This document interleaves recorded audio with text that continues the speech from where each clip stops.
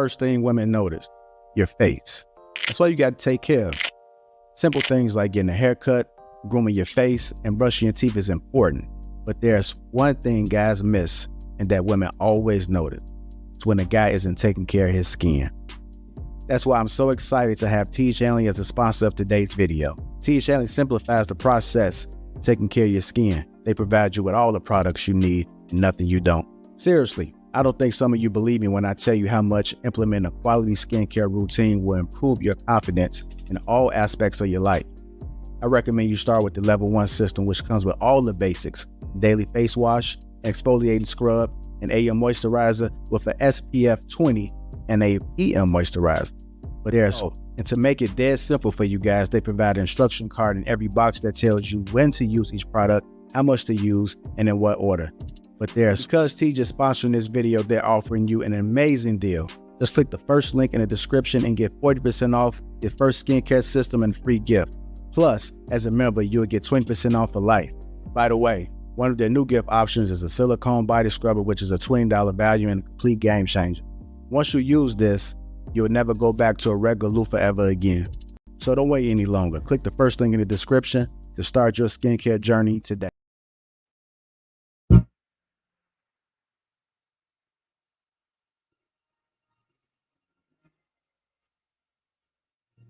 It's go time.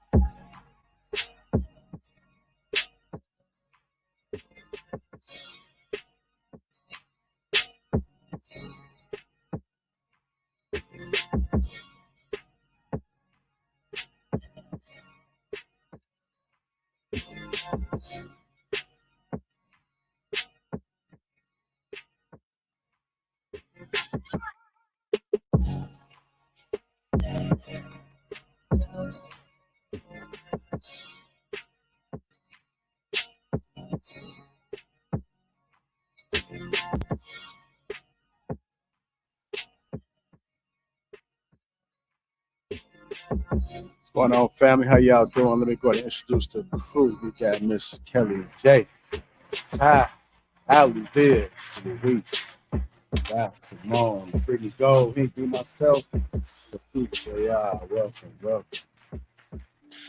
What's going on, family? What's going on? How y'all doing? Good. Okay. Blessed and highly favored.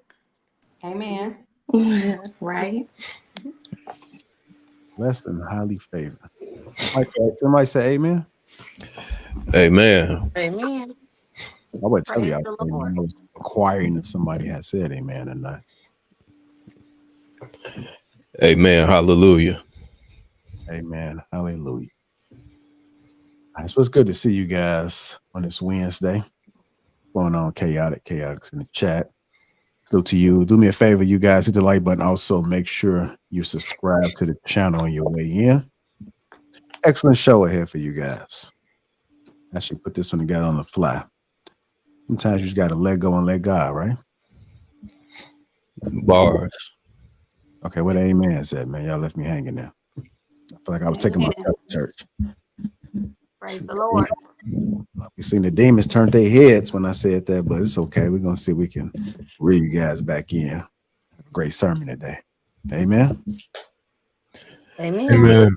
Man. All right.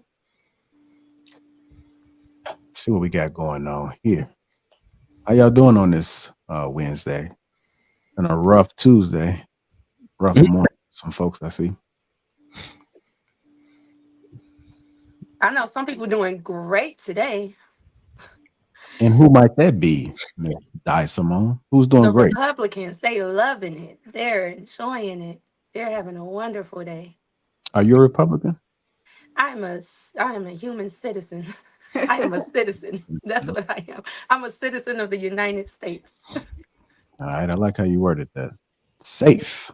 Okay, you pick a side, man. You don't want to get criticized. It's okay. It's okay. Yeah, it's it's a rough moment for some people, man. One of the first things that Miss Kelly J did was she did a well-being check before we actually went live. And she said, "How are we doing today? How are we doing?"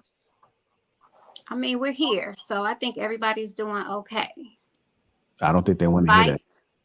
Despite, you know. I think they want to let it out. Well, let's let it out then. Okay. Let the Lord use you. I like that, man. I like that. You cool, Brittany? You good? Hear me, Brittany?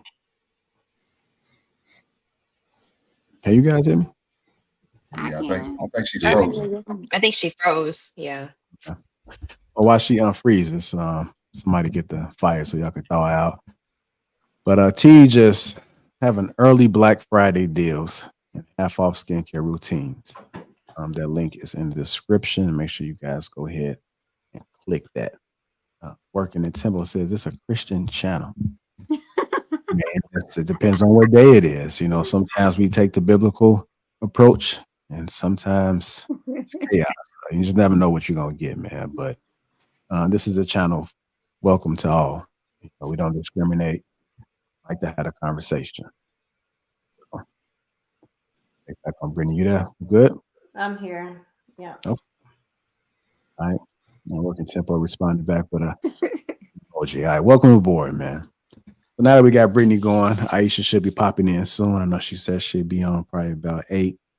Yeah, make sure y'all show her a warm welcome when she arrives. But as I stated before, it's been a rough morning for some folks, man. Unfortunately, I've seen people quitting social media for a while. I've seen people just in disgust, disbelief. They almost had the same response and reaction as Kamala. They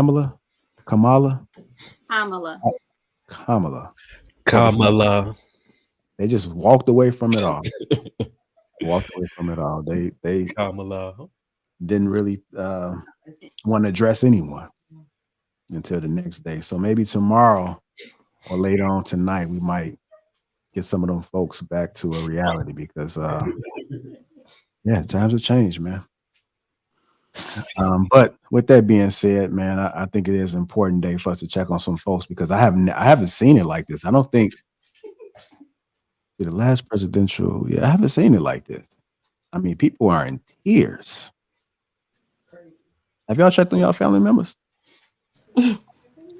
My grandma texted me this morning telling me, I'm crying. I'm like, is it that surprising though? No. She didn't even run the entire campaign. She's a Black woman. Thank you. So it's like, what did you expect? And she didn't even have enough time. This the good boy country. Yeah, you like thought 70% of this country is white. So right, you thought they were let a Black woman run all people. Why? Black man, Black man. Okay, they already took it too far with a Black man. They was feeling some type of way. A Black woman, y'all doing too much. You're doing too much. But I mean, it was a good run. It was really close for her to get in the game so late. I mean, white people are just trying to hold back right now, as if minorities aren't used to this. Yeah, it's the same shit, different day. And it was some statistics that came out, and white men and white women had the highest percentage of voting for Trump. Everyone else. Y'all realize she was a presidential candidate last year, and she didn't make it through the primary. You realize that, right?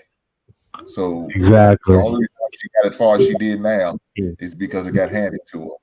We need to stop this shit, man. I understand y'all want this woman to win.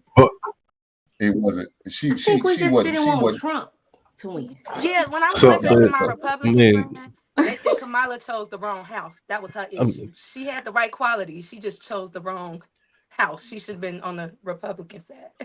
Because they said the Democrats been messing up so much. They was like, she just really she's running under the wrong house. No, she's not running under the wrong house. I don't understand why we're ignoring the fact that she just was not a good candidate. Like we can make up all the excuses of her being a woman, a black woman, all this other stuff. Honestly, just from watching how she handled it, realistically, taking emotions out of it, taking out the fact that she's black or claiming to be black, whatever, she just was a poor candidate. Like that's all it was, point blank, period. She couldn't do an interview. She was not authentic. You know, it was unrelatable. Trump is? She absolutely. Trump can answer questions? Absolutely. And I think that's why so many people, women, are like hurt behind it. It's just like Trump has been a businessman for 40 years. To think that he can't. Even at the polls yesterday, black men.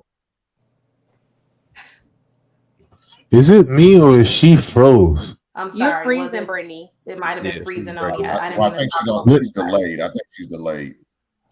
Brittany, okay, do me a favor. Okay. Go back to the modem, unplug it, wait 10 seconds, replug it back in, and start over. Well, I think that might take a long time, Luis. I think. Yeah, she's just trying to get her point across, Luis. Am I good now? Or am I go ahead. Go ahead, Brittany. Go ahead. Say what you were saying. Go ahead, Brittany. Going back to the point of why it's been a rough. I'm sorry, y'all. It keeps going back and forth. Okay, look, this is what you can do. Just hit the refresh. Just hit the refresh button. Yeah. But yeah, I'm gonna hop off and hop back on, and hopefully we won't have the problem of me being delayed. Cool. Trump has been a successful businessman for over 40 years. To think and say that he can't answer a question is a wild statement. Really. How many bankruptcies did he have again? Thank you. So people kill me with that. So let's acknowledge. Let me ask you this, Biz. You said he's been a successful businessman for 40 years. Hold on, love. You gotta hold on. Let me acknowledge that first, because I looked into why people keep saying the bankruptcy. The bankruptcy was for hotels and casinos. These are $100 million businesses, hundreds, on top of the 200 plus businesses that he has. So to bring up 6 bankruptcies for hotels and casinos, that's an insane comparison. Like you can't even bring that up, because the amount of money that goes into it to run it is something that you have to bankrupt out of. So just to just say, oh, he has 6 bankruptcies, that don't mean shit. It's for fucking hotels and casinos.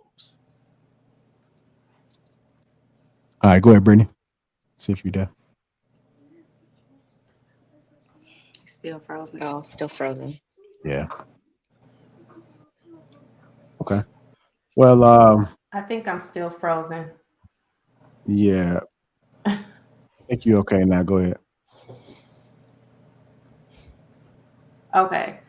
I was in and out. So what was just said? Do you mind repeating yourself? He was just saying that the bankruptcies were just basically part of the game. You know. Can somebody repeat themselves? And you was about to talk about what you saw at the polls. When you said you went to the polls, you seen a lot of black men, something. Oh, yeah. Yeah, so not really related to that, but I was just going back to what you were saying earlier, Lapeef, about it being a rough day. And I think, and I'm not speaking for everybody, but a lot of women are taking it hard because we've been hearing this rhetoric spread that, you know, we're not going to let a woman run our country. You know what I mean? People aren't making it about her policies and what she stands for. I really think the sentiment was people just did not want a black woman to run this country. You know what I mean? And that's very hurtful. And it's almost like, dang, y'all got some unresolved mommy issues or something. Like, what is the issue? Like, and I keep hearing people say she's just wasn't the right candidate, but nobody, especially among the Black men and men of color, can really state why. She's not a good candidate. But why? Why? You know what I mean? So maybe we can have that conversation. But I think that going back to something I said on the other session. Oh, I'm sorry. No, go ahead and finish. Go ahead and finish. We good? My internet don't want to act right tonight, y'all. Yeah, It's doing quiet, huh? That's the good Lord working. Don't do that. Right. Cut it out. No, again, no. She's simply not a good candidate because she wasn't transparent. She wasn't authentic. She wasn't genuine. She went back on a lot of the things that she stated that she wouldn't do and would do. She flat out told Black people, I'm not doing anything for Black people. Ha ha ha. You know, it was a lot of things that that she just did as a candidate that just did not look, it didn't look good. It didn't look good. It didn't feel good. She just the flat out pandering, you know, it just, I mean, we had Glorilla and Meg the Stallion performing, twerking on stage for a presidential rally. Like, that's not a good candidate. Like, if you have to do that, then that makes no sense. Obama didn't have to do that. Trump did. That's the reason why he had Amber Rose there too. He pulled out all the antics she did. Amber what Trump Rose did. was She played not the game that twerking on Trump was playing. stage. But Amber Amber Rose Rose wasn't ran a twerking on whole stage. campaign. He had someone up there talking about who didn't have nothing to do with politics. A woman who ran a whole campaign with a big ass tattoo across her forehead. They both was playing the same game. And a lot of those women participated in that whole campaign as well. But that's not the topic right now. We talking about the dumb shit they was doing and the antics they were doing to get their supporters. They both was doing dumb shit. You can't do that. They both was doing dumb shit. You can't in one breath. You can't say that that's not the topic and then that is the topic. Them doing dumb shit in order to bring people on to their campaign. He's saying Kamala did some. What's her name? Kamala did some dumb shit. Kamala. So did Trump. They both was doing crazy. Trump was throwing chicken in the crowd, bruh. He came out throwing chicken to the crowd. Like, we can't talk about antics because Trump got the. You ain't gonna get it once she gets started. Ain't no stopping her. You ain't gonna. Oh no, I know. I remember her. No, I don't really know too much about politics. I'm trolling. I'm just trolling about. So, just throwing a child like Luke. So as you guys can see, you know, there has been a lot of pain. Even Brittany has spoke on it as well. It's just pain around the social media in the world. You're seeing it all in the stories, all in the DMs. We'll play this clip, man, because the thing about it is that I'm just wondering, as men, like, should we be more concerned about the women's feelings and how they feel? No? Well, I'm gonna play this clip and then we'll go ahead and talk about it. Does that sound? I see Luisa, you already ready to. Yeah, I wanted to say something, but I'm gonna let you go ahead. Well, no, can I say it real quick? It'll be quick. Yeah, every time you say something, it's a monologue. But go ahead. I got you. So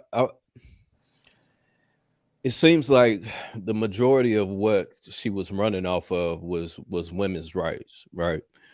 To me, it feels as if the very things that she stands for and that she was promoting goes against women's rights. So if her party is for allowing men to compete in women's sports, that goes against women's rights. If her party is for men going into women's bathrooms, that goes against women's rights. If her party is for allowing men to go into women's prisons and impregnate women, potentially raping them while they're in there, that goes against women's rights. So the fact that men are saying, look, we are not standing for that, we don't agree with that, and then for women to say, oh, y'all don't y'all don't believe in us, y'all don't want to protect us and all this other shit. And it's like, we are. But the fact that y'all want to go against us for a person that literally wants to go against every God-given right towards women for men to protect them is confusing as hell, in my opinion. Okay, Lapeef, real quick, I just want to piggyback off of what Dia is saying, or what he just said. I understand that perspective, right? And that's something I didn't agree with her campaign. But then let's, first and foremost, all of those things are already happening. Okay. Men are already playing in women's sports. They're already putting men in women prisons. All of this stuff is happening. It's not that once she became president, she was going to allow all of this to happen. It's already happening. All right. Well, no, It's already it was happening under Biden's administration. It was under the Obama administration. This goes back that far. Right. It's been happening for a while, right? But under Trump's administration, they were talking about getting rid of a lot of things that women depend on as far as our health care is concerned, right? And by you guys putting him in office, that also affects not only that, but also our children, their education, how they may be treated in the future, what type of education they may receive as far as colleges are concerned, because it's a lot of things that he's trying to push in the 2025 bill. And I'm not sure how many of you have actually read it and done some research on it. Project that he's hoping to push through, right? Project 2025. Yeah. That's been. You know what's so interesting about that statement you made? You know what's so interesting about that statement you made? We had Obama, okay, we had Trump, and then we had another 4 years. So we've had 3 terms of the Democratic Party. And the thing that you said about protecting our children and their education, why are still young black boys reading on the sub 4th grade level after all these, parties have been happening way before this, though, since the No Child Left Behind. It hasn't gotten better. That hasn't even gotten better. So you can't say it did it get better when Trump was in office for 4 years? All of a sudden, you can't say that it goes against their educational betterment. When in reality is a lot of parents, unfortunately, today, and I have said this in the past on the show, are reliant on the school system to raise their child. They're not raising them at home. They're not reading to them at a young age. They're not checking their homework. They're not spending time reviewing the syllabus, calling the teacher and having their personal contact information and understanding and checking up once a month, bi-weekly, etc., to ensure that their child is on track to progressing, getting good grades, etc. Let's be very, very clear. A lot of parents are operating on autopilot mode and expect that the government, the school system, some spiritual animal that doesn't exist that I haven't seen yet to take over their child's betterment. You expect other people to have a better investment in your child than you. It's funny that to me is crazy. It's funny that you say that because I was just saying the same thing that you said, and I agree with that 100%. A lot of people is using that as crutch, but there's a lot of people out here that actually need that. It's a lot of people out here that's dependent on those resources, and they're working daily, nights. They need those resources. They need that free lunch because the way it is, it's hard to make it out of the lower class and the middle class. And I see a lot of people down here just that's what I'm worried about. But the people that I'm surrounded by, that when I go to these schools, the kids that I have to use my PTO money to get them lunch and pay for their field trips and pay for their school spirit shirts because their parents can't afford them. It's like, yeah, I understand that you want to make the mother better, but it's other mothers out here that's not really just like being lazy, and they really dependent on those resources to get them out their situation. All right, I'm gonna go ahead and play this clip. Are you sure you there, Brittany? I'm here. Okay. You on that phone? I'm here. Yeah, I'm on the phone now. I'm about to get on camera. All right, I'll play this clip. As I stated earlier, Aisha, and you just tuning in, I don't know if you've been watching or not, but the ladies are in pain, man. They are in pain. They are tired eyes and a tired mind. Women are exhausted today. Women and women's issues because they're women's issues. It doesn't matter that I got 8 sisters. It doesn't matter that I got a wife. It doesn't matter that I got a daughter. It doesn't matter. My proximity to women does not matter. Am I caring about their issues? I care about their issues because they are women and women are important and women deserve great things, right? I had a conversation recently with a woman that I really respect, and she was like, look, Black women have always prioritized our Blackness before being a woman. In this season, though, I really need y'all to prioritize what's on the table for us as women, right? Understanding that, like, and it's the truth, Black women have shown up for us. All day, every day, super consistently. At the expense of themselves. And that's what she was saying to me. She was like, we have prioritized Blackness over the issues that are important to us as women. I've seen the post of so many friends today. And the results of the election were telling. And I'm not going to talk about that, but what I'm going to say unequivocally is thank you to Black women. And I want to tell you, do not allow the results of yesterday to distract you, dissuade you from the greatness and brilliance that you are. To the women that have loved me, those are my family, those around me, my friends, thank you. And there are men out there like me who will also stand with you, before you, behind you, and beside you to make sure that you don't feel what I know you probably feel today. Don't own that. That's not your responsibility.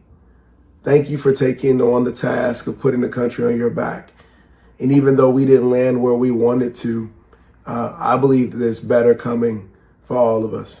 So stay focused and we'll continue to fight together.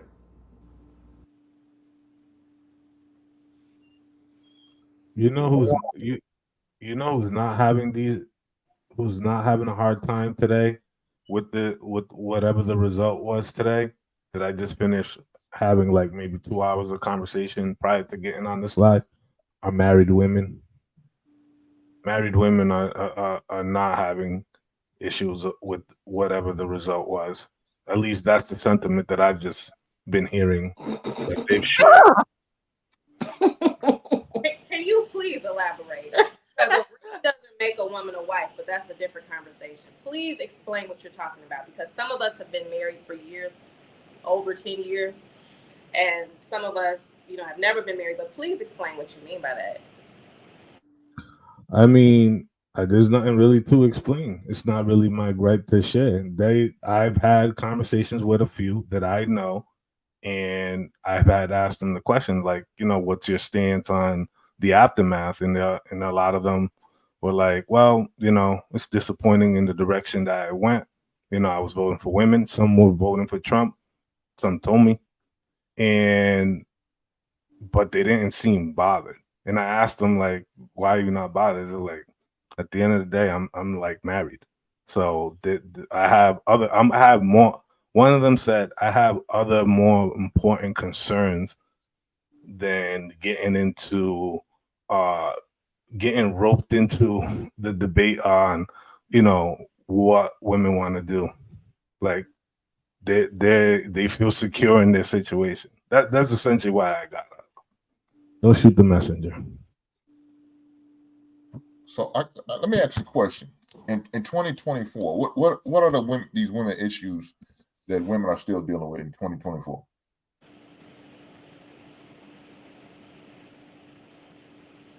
Hey, don't all of y'all speak at once. I'm just trying to figure this out.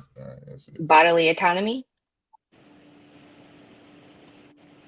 I mean, men are still getting paid more than women. I was going to say unequal pay.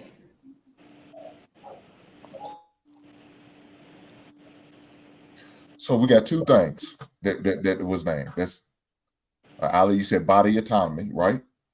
And then somebody said equal pay. Okay. How about equity across the board? I mean, that's just right off the top of our heads, but when you really want to look at it, equality and equity are two different things. For the longest, men have been leading in like salary and rights and all sorts of things. We still don't have a female president. So, I mean, that's enough in and of itself to talk about what we're still fighting for in the country. Like, well, did you just say right? Maybe you have a good enough candidate to put up to win the election, ma'am. If If you don't have a good enough candidate, you don't deserve to have a female president. Tell me, in all the years that we've had this presidential election, a woman has never been good enough? Come on. Really? How many have ran? Ma'am, how many have ran? That, but that's another problem in and of itself. Well, then it has nothing to do with qualifications. And it has nothing to do with qualifications. If you're not in the race, you can't win the race. Okay, so I'm gonna let that rest there because we can go down that rabbit hole, but that's a bigger issue. I mean, y'all did vote for Hillary, though. But Brittany, you know, anyone can run for president, though. You can run for president. And when you start peeling the onion and the layers that go along with that, then we're going to start uncovering a lot of other issues and why women have not ran. But women have ran though. We now just now you want to make excuses. Hold on, y'all. Hold on. So we now have seen 2 women run for president to where they were on the presidential ballot. So what? I don't understand what do you mean by that? You gotta look at. Do you realize black men had that same issue? But guess what we end up doing? Guess what we end up doing? We kept going. Jesse Jackson tried. Obama ended up was successful in the situation. You got to keep pushing, ma'am. You named off one black woman that supposedly black woman that tried, and that was the only one. So now it's, oh well, shit, they don't like us. We gonna give up. Take your ball and run. You sound just like the woman did last night. Kamala didn't want to give her speech, but she's a quitter. She's not a fighter. I don't want. Let me finish, ma'am. I wouldn't want a woman like Kamala to be the president of the United States. She's not a fighter. She was giving up. She didn't want to come to her own alma mater and have the speech. Left them people there for over 6 hours waiting to hear her sorry ass, and she scattered off and sent that brother out there to give up a concession speech because her sorry tired ass didn't want to do anything. Why would I want a person like that to lead my country? I wouldn't. She's a quitter. I don't want a quitter as a president. I want somebody willing to fight for everything and all things America. And she's not ready for that just yet. I just wanted to point out that she is not the first black woman to run for president. Shirley Chisholm was the first black woman to run for president. So we've had 2, and Shirley Chisholm was fully black. Right, so. and that was what, back in the 80s, the 90s? I got a question. When so did what, the black woman time? So, but I'm just saying, it's a battle that's continuously trying. I'm not saying that presidential ticket. We're going to stop. Was she the Democratic representative? Who, Shirley Chisholm or Kamala? Yes, ma'am. Yes. Shirley Chisholm. Yes. I believe she was the Democratic representative. She didn't represent the Democrats for the president. No, she didn't. She was on the ticket to represent the Democrats. We have other minorities. Y'all had a good old holy for white woman last year. She couldn't win. I mean, when Trump first in 1972, this. Right. So it was before a time, but like Brittany was saying, when you're running for president, there are many factors we have to take into account. It's not only are you interested, do you have the public's view, are you known, what have you done in the community, but also do you have the monetary backing, or at least people who are going to invest in you. But Ty, Kamala was in a place where she can get invested in. Obama was in a place where he could already be invested in. He was already a senator in Chicago. People already knew him. Shirley Chisholm didn't have that big of a backing. She only was able to go so far. So the next thing, I'm not saying that at this point it's just over with. You know, I'm not crying because Kamala didn't win or Kamala didn't win. I expected that. I'm actually proud that she got as far as she did. Like, well, it shows that America is getting a little bit better when it comes to having a minority and a woman in the office. I don't think it's something we should stop. I do think our next candidate should be maybe a better candidate, somebody who's not just thrown in there at the last minute, someone who has a full run so that we can really see what they represent. But there are more things that go into factor. Like Brittany wouldn't just be able to step up and run for president and actually be on the ballot, unless she had the backing. Like she said, it's layers. That goes across the board for all people, though. That goes across the right. board for men. I'm not saying it's just a woman thing. It goes across the board. That's why a lot of libertarians don't make it to the ballot. We don't even know them because they don't have the backing. So, Ty, let me ask you this. Do you think that if there was a man as a vice president, they would have just automatically put him in there on the ticket to represent the Democrat? No. That's what they did for Kamala. They gave her a gift. She wasn't even good enough to win the Democratic representative when Biden was running against Trump. She wasn't even good enough. Didn't get not near one vote. Where was the sisters at the end? Where was the sisters at the end to try to get her up there to run against Trump? Y'all wasn't in there. Y'all didn't believe in her because y'all know she was a fraud. But guess what? Biden, like he said, I'm going to give a woman a call. He even got the wrong vice president. I don't think he should have got her. She was a trash-ass vice president. She didn't do shit then. So why do you think she was going to do anything if she going against Trump? It wasn't even, I knew he would go in. They'll vote for Hillary before they do her. Biden had a better chance against Trump. Can y'all tell me what Trump did in his presidency? You said what, ma'am? What did Trump fix in his presidency? What did Trump fix? What are some things that Trump has fixed in his presidency? Because Kamala didn't have a chance to be president, but Trump did. So what did he do while he was president?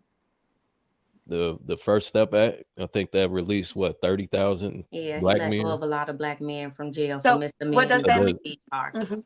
That's really good. And them same black men that Kamala locked up in California for the possession of marijuana. Yeah, that same law he passed. And the same man that told this money. And the same man that told y'all that if you don't vote for him, y'all not black. That's who put all those people in jail.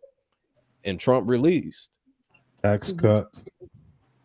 So I think another part of it as well, that I feel didn't sit right with me at least, was that when people were interviewing Kamala or Harris, when they would give her some pushback, The View, CNN, MSNBC, they're like, oh, why are they holding her to this standard? Why are they doing this? Why are they doing that? And it's like, you're running for the president of the United States.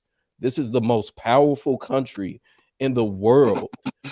If you can't handle some type of criticism and pushback, then you have no reasoning to be in that position.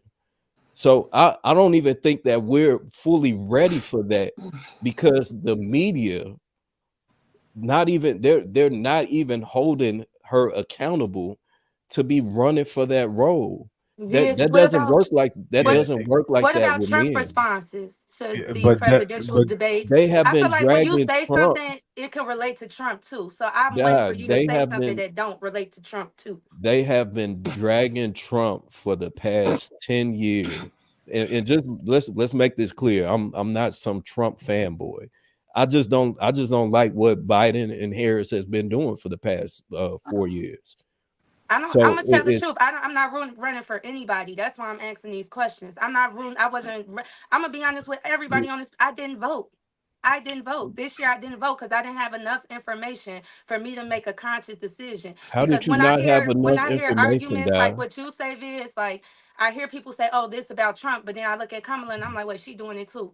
And then they're like, oh, well, Kamala doing this. And I'm like, I'm looking at Trump. I'm like, he's doing it too. He did all the ignorant stuff that you said she did. He pulled out all the antics. He goes on Twitter. He tweets his ass off. He goes on and I'm not doing the second presidential debate. This some bullshit. Da-da-da-da. Like Trump goes off more than anybody. I feel like he's way more ignorant than Kamala. Did you watch the first presidential debate? I seen most of it, and what they shown far as to the Democratic Party, when they was asking him questions, he wasn't answering them directly. He was like going, when they was like, okay, so what are some of the policies he was like, well, I have some written up. Yeah, they're written up, and yeah, they're in place. Okay, well, what does those look like? Well, they're the policies that we went over, and it wasn't clear cut. And then when he talked, and then the way he handled people criticism about him, people criticized his debate, and the way he handled it to me was like a crying baby. Like, what? So I don't well, I would say y'all know he do it. Y'all act like Trump don't You know. got all this research on Trump, but you had hold no on a second. research on No, he's What do you mean? I already told you what I've seen about her. When I seen her do presidential, well, I didn't tell you this, but when I seen her do interviews, I do agree with that. When people would get on her and ask her hard questions, she'll get flustered. She'll she didn't know how to come back and maintain her composure when they was questioning her. It was things I saw wrong on both sides. So that's why I said when I'm asking Viz this, I'm not asking as a Democrat or somebody that's specifically for Kamala, but what I've seen, a lot of the stuff that he's saying about her, I've seen Trump do. So it's like, if that's her reason, if that's your reasons for not wanting her to be president, why is it different when a man do it? How can you say that if you literally just said you didn't watch it? That's the reason why you say you didn't vote, right? You didn't vote because you didn't have the information. I watched his response to the debates. That's what I watched. Viz. But you was talking about Kamala's response to when people criticism about her, and Trump has the same response when people criticize him. So why use that as a reason when Trump do it too? Let me get do any independent research for yourself at any point? I'm listening to y'all and I'm asking questions, so your answers can make sense to me. I'm trying to give you a chance to influence me. I heard you ramble for 10 minutes. I understand that. I'm only simply asking, did you do any independent research? I thought I answered that. No, I did a little bit, but not enough to vote. I feel that there was enough out there for you to at least ponder and at least circulate conversations, even amongst close friends, and just get more clarity. What y'all saying to me? I don't really feel that that's necessarily true. I think most people on this panel will agree with that. And my second sentiment is this: look, when you're on the world stage, she's not running for the president seat of the U.S. He's sitting for the presidential seat of the world. Y'all do not grasp the gravity. If you cannot get through an interview with CNN and all these other people, what makes you think you can sit in a room with Putin? What makes you think when you go to the EU and you get pushback from other NATO countries who do not align with whatever policy or thing that you're recommending? They're like, wait, hold on, we don't agree with that. Like, we talked about this 4 years ago, and you come in here with this. They're not going to be nice. They're not going to be courteous. They're not going to be fair. They might be rude, belligerent, and downright disrespectful. Can you handle that? Are you prepared for people to give you constructive criticism or pushback on your stance? And can you handle that? There are currently 3 wars. There's proxy wars happening in Russia and Ukraine. There's stuff happening in the Congo. You also have the one in Gaza, in Israel, right? And now with Iran. There's a lot of uncertainty and a lot of instability happening in the world right now. This is a very pivotal moment, and we can't play guessing games, because right now it's not really so much about liking or disliking. There's a lot of stuff that we have to enact and play a pivotal role in the world. This is not about, okay, we're going to close our borders and we're just going to be the U.S. and just get our ball and go home. No, we have to really step and play a leadership role, and everything happens. That's import, that's exports, that's tariffs, dealing with China, and then also the instability that might happen in the South China Sea, especially with Taiwan, right? There's a lot of things that are at play, and I don't know if he has the it factor to operate well under pressure. That is all I care about. It's when everybody know, we all know who's who in the moment of truth, and she hasn't been in any situation that has been favorable for us to see in terms of how she handled the border, how she handles press, how she handled interviews, like policies and stuff. And then I'm gonna land by saying this: I feel she lost a lot of Black men because she was never had them. She wasn't even like, that was an afterthought, right? When you look at their website, it says who we serve. Go look at that. Take some time. I encourage even people in the chat who they serve. Who is on there? There's a 24% missing, and that's a lot of men. And a lot of men today don't feel, well, if I'm not going to be considered or even talked to or even brought upon, but yet lectured to, you miss that opportunity to connect with them.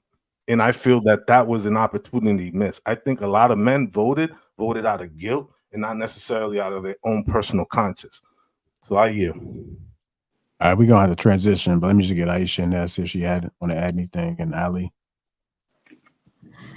I am not emotional. I don't know why people are so emotionally driven. That's actually not how I operate on a regular day. And I think that the biggest thing to me is that the Democrats failed. Like, they haven't been doing a good job. They didn't do a good job during her campaign. Kamala literally went over to Gaza and had a meeting to ceasefire. The next day they went to war. That's a fact. The next day they went to war. So I'm looking at your ability to lead just like everybody else. I'm looking at that you there. People keep saying, oh, they can't do this and they can't do that, or the Republicans kept them from doing this, the Republicans kept them from doing that. Well, if the Republicans are already in control, then maybe they should be running it, because the country is in shambles.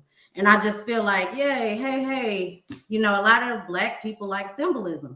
It really make y'all feel good to like have all of this hope, but no tangibles. And I think that Generation Z and these younger kids, they're like, we want tangibles. Like, we want to know what y'all really doing.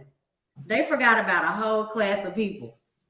They forgot to a whole class of people that was literally telling them what they wanted. They ignored it and continued to talk about abortions and LGBTQ agenda. And we like, but y'all, that's not what we want. Where are y'all getting that from? So I feel like the Democrats just failed. They failed her. They knew she was going to lose. When Biden knew he was going to lose, they put Kamala in to take the fall. So I look at it two ways. So yeah, they did put a Black woman in there to take the fall, but they knew she wasn't going to win. We knew she wasn't going to win. So it's like the fake outrage and everybody crying and being emotional. That all of that is not real to me. It can't be. Not if we living in the same America. It just can't be this much outrage, because we knew that, and they knew that, and they knew that this was going to turn Black people against each other. But the dominant society always wins. I'll end. All right, go ahead, Ali. I think there's a high probability that there's going to be a lot of people on the panel and the target audience on YouTube that have never thought about my perspective, because I'm a minority of a minority. Do I understand that the politics could dive into different arms like everyone has talked about? Absolutely. But for me, Trump already messed up when he made it a very difficult time for me to exist with his rhetoric. A man's job is to protect and provide. Well, he didn't protect me and my community when shit hit the fan through what he was saying with the hate crimes and everything that happened. So he already fucked up, in my opinion, to me. And I can't stand by. What hate crimes? What hate crimes? The increase of hate crimes against Asian Americans that happened when he was spewing his rhetoric. So the thing is that I don't. I believe that all of that's made up, because Black people, we don't have an anti-Black crime hate bill. So I'm trying to figure out, when did crime go up? That was all fabricated by the media. The 6 Asians were targeted and died. It was all fabricated by the media. They just hung a Black man by a tree and said he did it himself. That was all fabricated by the media. Is it okay if I finish? I know the girl personally. That wasn't fabricated. That was not fabricated. I know her personally. So, and that's what's crazy. Let her finish, ladies. Ladies, I gotta let her finish. So being that said, I don't want to go through another term of waking up to text messages and phone calls from my loved ones saying, please be careful out there. Be careful, be more aware of your surroundings, due to the fact that I'm going to assume responsibility for what came out of his mouth, even though I am an American citizen. So for me, that I can't let that happen again. That's not okay for me. I'm not saying that the Biden administration did everything that they should. However, typically when I express this, it's very common, just like her reaction, for this to get glossed over. I understand it's not important for you, but it's important for me, which is why I say it's difficult when you're a minority of a minority, because most of the time when I express this, it's falling on deaf ears and you, oh, that's the Asian community. What? I'm like less than 3%, probably 2%. So it's a slippery slope, and a lot of people aren't going to get it, and I understand that. But unless you were in my shoes, and Trump didn't do anything, he just was like, if you're going to be a leader for all people. Watch what you say. It affects people. Like, I don't want to have to call my mom and be like, please be careful going to the grocery store. You know, people, she's not even Chinese. But look what happened. He didn't control it. He failed in my mind from the beginning. So, I mean, like I said, we could go down I all gotta the tell different my avenues son of to watch his policies. dad every day. I have a 19-year-old that lives in Texas. So I understand your plight. I don't want you to feel like that it's falling on deaf ears, but I feel like a lot of It kind of did, because you didn't let me finish. You kind of just pulled the rug out from underneath of me without letting me finish. Like, this is a real concern for Asian Americans who don't want to have to deal with this with him being in office. But like I said, I'm used to it. With them funding a war, slaughtering millions of people overseas. The priority in my life is my protection, my safety, exactly. So that's why I do feel like my point is completely valid. But that's just like saying if you listen to rap music, that means you finna go and shoot up everybody. You don't have to do like people already felt the way they felt. So you're saying all the studies that already felt the way they felt. All right, hold on, y'all. One at a time, y'all. All the studies that proved his rhetoric did increase the hate crime over 400% is an issue for me. And I understand it's not an issue for you, but that's why we vote for what we care about. And I voted for what I care about, which is my personal safety and my family's. So I think that's valid. I think that's okay. I'm not saying that her administration is peachy keen, but it strikes a nerve with me. And if it falls on deaf ears, then so be it. But it's the reality of my existence and the people that look like me in the United States. But last time I checked, we're the United States, all people. Ellie, I got a quick question. There is a bill for hate crime. There is a hate crime bill already. So is your issue because of what he said, or is your issue with the bill? And how he handled it. He just ignored it. He just kept on going with his rhetoric and if he had an opportunity to bring it back, but he chose not to. He chose to ignore it, and that's not okay with me. How could I be okay to let that happen again? Wait, I got a quick question. He said that, it made it sound like you had an issue with it's not a bill. It's his character. He does not stop hate rhetoric. When we had the attack on Capitol, he wanted to say people have a right to do what they want to do, and that's the issue. Regardless of the policies, regardless of the plans on implementing, I don't trust him as a leader, and I think that's what Ellie is saying. It's just a company. Like So quick question. So, Allie, are you speaking about him saying that the virus came from China? And continually saying China virus, and not him knowing the hate crime is going up and just being like, So it came from China anyway. Right. Really, we can do better than that. Like, if you know the people in the United States are bucking up because of the way you're sensationalizing it, then do something about it. That's fair. That's fair. But that's why I'm saying it's so difficult for me to share this, because a lot of people don't care. And I get that. I get that. I think, and this is probably just from a detached perspective, right? So when we had the Spanish flu that came from Spain, and we labeled it the Spanish flu. When Ebola came around, that came from Africa. The West Nile, it came from the West Nile. So I think that by default, at least in America, we're conditioned to label it the disease or virus or whatever. We're conditioned to label it from where it came from. Right. The other part too, going to Brittany's comment. And we got to bring this to a close too, Viz, because we got to move on. So nobody else talk out the Viz, so we can move on. Can I just say real quick, then? I'm gonna just say this real quick. So, Brittany, we love to bring up January 6th, but we leave out the Black Lives Matters riots. Like, we literally watch half the country burn down, and the Democrats do nothing about it. They literally told people to remain in the streets and continue doing what they're doing. So if is one of those things where I think Guy was mentioning of how one side does one thing and nobody acknowledges the other. So it's. But when you're the president of the United States, you have a different voice. You have a different level of impact. So I don't want to compare what happened at the Capitol to the Black Lives Matter riots, because the president of the United States had the ability and the authority to do something about that, and he did not. And that, along with so many other things that he's done in the media, further supports why his character is horrible. And he is not the right candidate to lead this country based on his character alone, not looking at the policies and the initiatives that he plans on implementing. I think, like to Ali's point, to my point, and a lot of other people's point, it is about his character and the message that he has spread for years to come.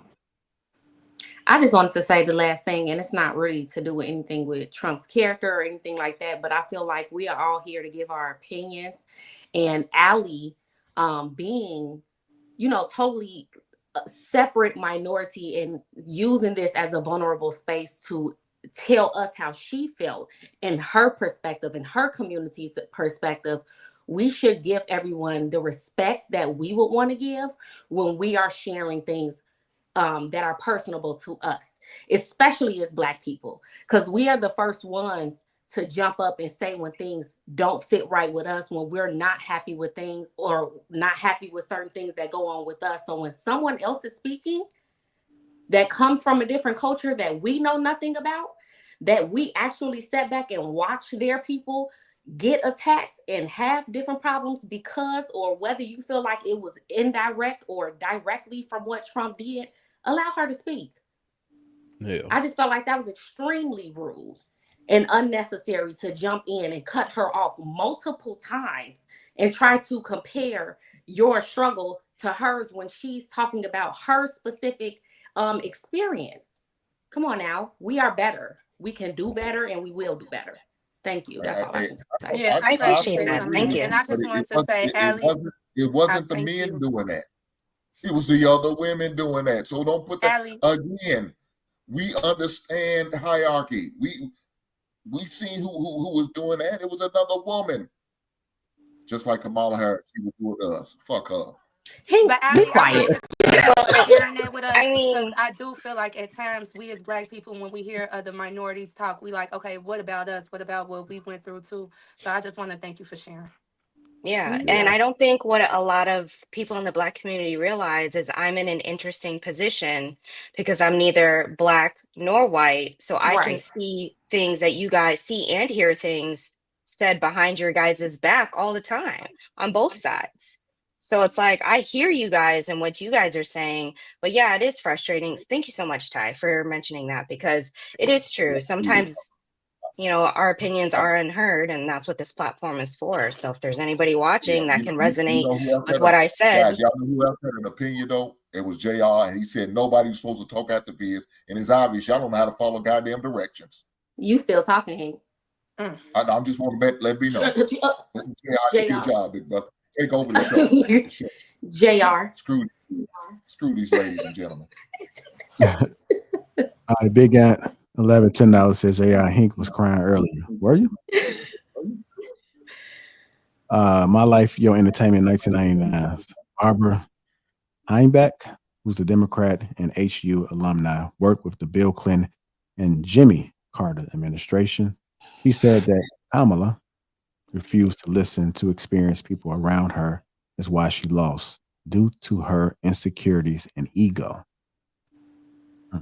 Harrison Davis, 499, says, do the women know that men that work the same job don't get the same pay as other men and women?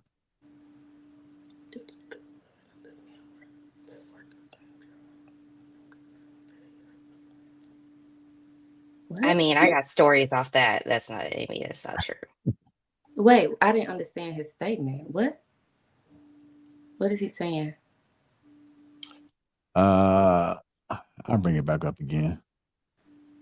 He's saying men get underpaid than other men too. It's not women that just get underpaid when they're going against other men. Oh, that's what he was trying to say. He's like other men and women. Like what? Like, don't you know that's men that's being underpaid more than women too, and they work in the same job as that woman? Like, that's what he's saying. I get it, and everything is circumstantial. We can't start nitpicking. I mean, at large, historically, men have made more money than women. But I do understand what he's saying. Yes, some women work in the same positions and roles make more money. All right. Thank you for that, Miss Brittany Gold. But politics always get a little bit heated, don't it? That's why some people just stay away from it. Like, oh, well, no parts of that. Let's go ahead and keep it moving. Hit the like button. Also, make sure you subscribe to the channel. Our next topic that we're going to discuss is... It's not funny, Hank. I'm mad we didn't even discuss the first topic, low key. First topic? What? You talking about that? The show. The little clip that you showed. Oh, I thought we did. About women, yeah. We did. Yeah, I mean, it was all on the same. As far as women. That's why you couldn't really participate. He was. All right, here we go, y'all. You good, Luis? Good, Kelly? Yeah. Aisha, you okay? And let me know if you got a feeling that I need hurt feelings reports, man. I do got something on deck. I will. Yeah. Y'all know I get sensitive real quick. Get the tissue, y'all. I am not an emotional person. I am not emotionally driven. Okay. All right, here we go.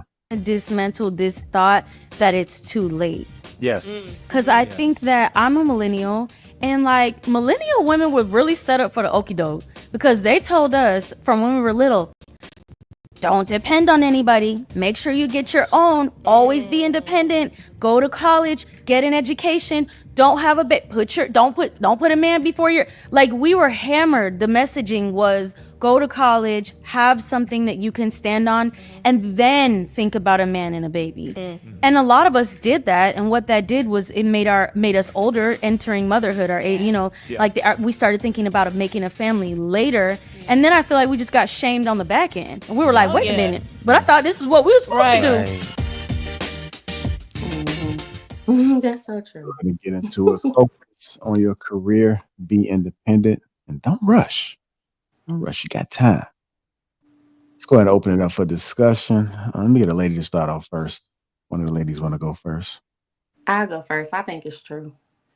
Extremely true. That's always what we were taught. Go to college, get your education, focus on your career, make sure you can take care of yourself. You got to be independent. You got to live this life, and then you get older and you realize, like, well, dang, maybe you should have been. Then people tell you why you ain't got a husband. You should have already had a baby by now. You already passed the prime in your life to, find somebody. Or now your value market done went down. Like, it's extremely true what she's saying. For a lot of millennial women, that's how we were raised. You had to take care of yourself. And I think it's because in our society, we were raised by a lot of single mothers who had to learn to take care of themselves. So they wanted to prepare us early for that reality because that was their reality, instead of actually preparing us for what they would have wanted or what would have made our life easier, right? So, I mean, I think it was just more of a defense mechanism to make sure that we were going to survive regardless of what happened to us throughout life. But I think it was true. All right. Ms. Kelly, you want to say something? I was definitely raised by strong women. I was definitely told to, be able to provide for myself, take care of myself, don't count on anybody else, yada, yada, yada. A lot of women in my family were married, had businesses, had families too. I personally don't have any children currently. But a lot of the reason why I think I don't is because as I grew up, that's all I heard, in high school. You better not bring no babies home.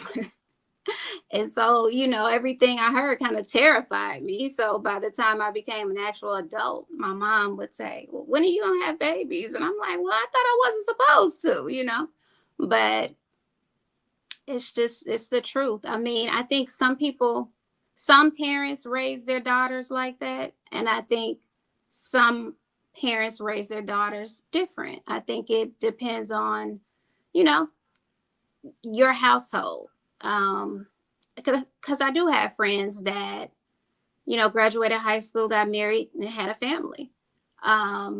So I think everything is different. You know, it just depends on your upbringing.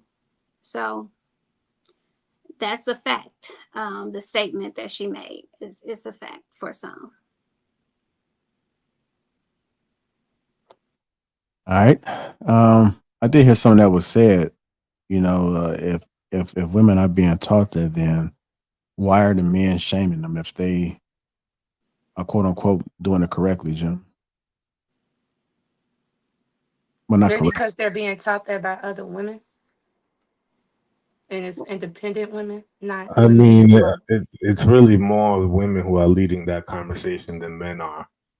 You know what I'm saying? That like everything that they have talked about and just shared, even the woman in the video, they talked that from the perspective of receiving that message from a woman. It wasn't a man.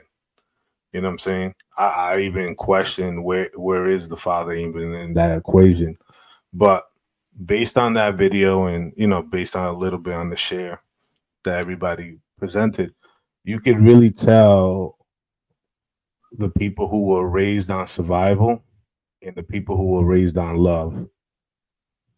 There's a huge difference between people who were raised on survival and the people who were raised on love. And I say that because I reflect back on my upbringing and I reflect on a lot of the things that I've heard.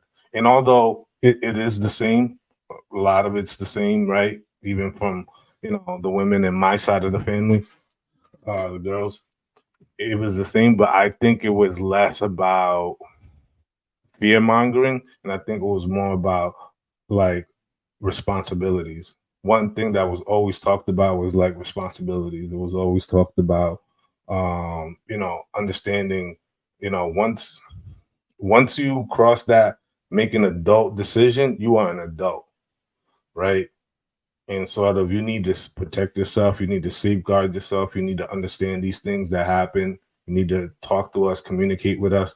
That was one thing that was very big. It was communication. You know what I'm saying? Being transparent. There wasn't this like, you know, imaginary kind of fictitious kind of story. It was always like the cold hard truth. And sometimes you need to sometimes you need to have the uncomfortable truth. And I think that right there just wakens a lot of people. But unfortunately, to the response to the woman in the video, you know, that's really a sad feat, because I think that the cultural teaching needs to kind of be adjusted, because unfortunately a lot of people outside of our demographic are not taught that or are not told that.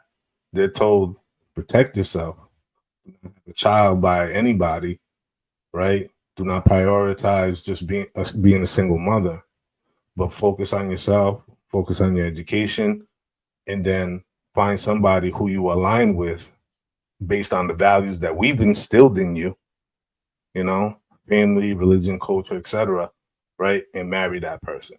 Establish a family with that person, right? It wasn't like separate yourself and then get to a certain point where you think you're great and then find somebody.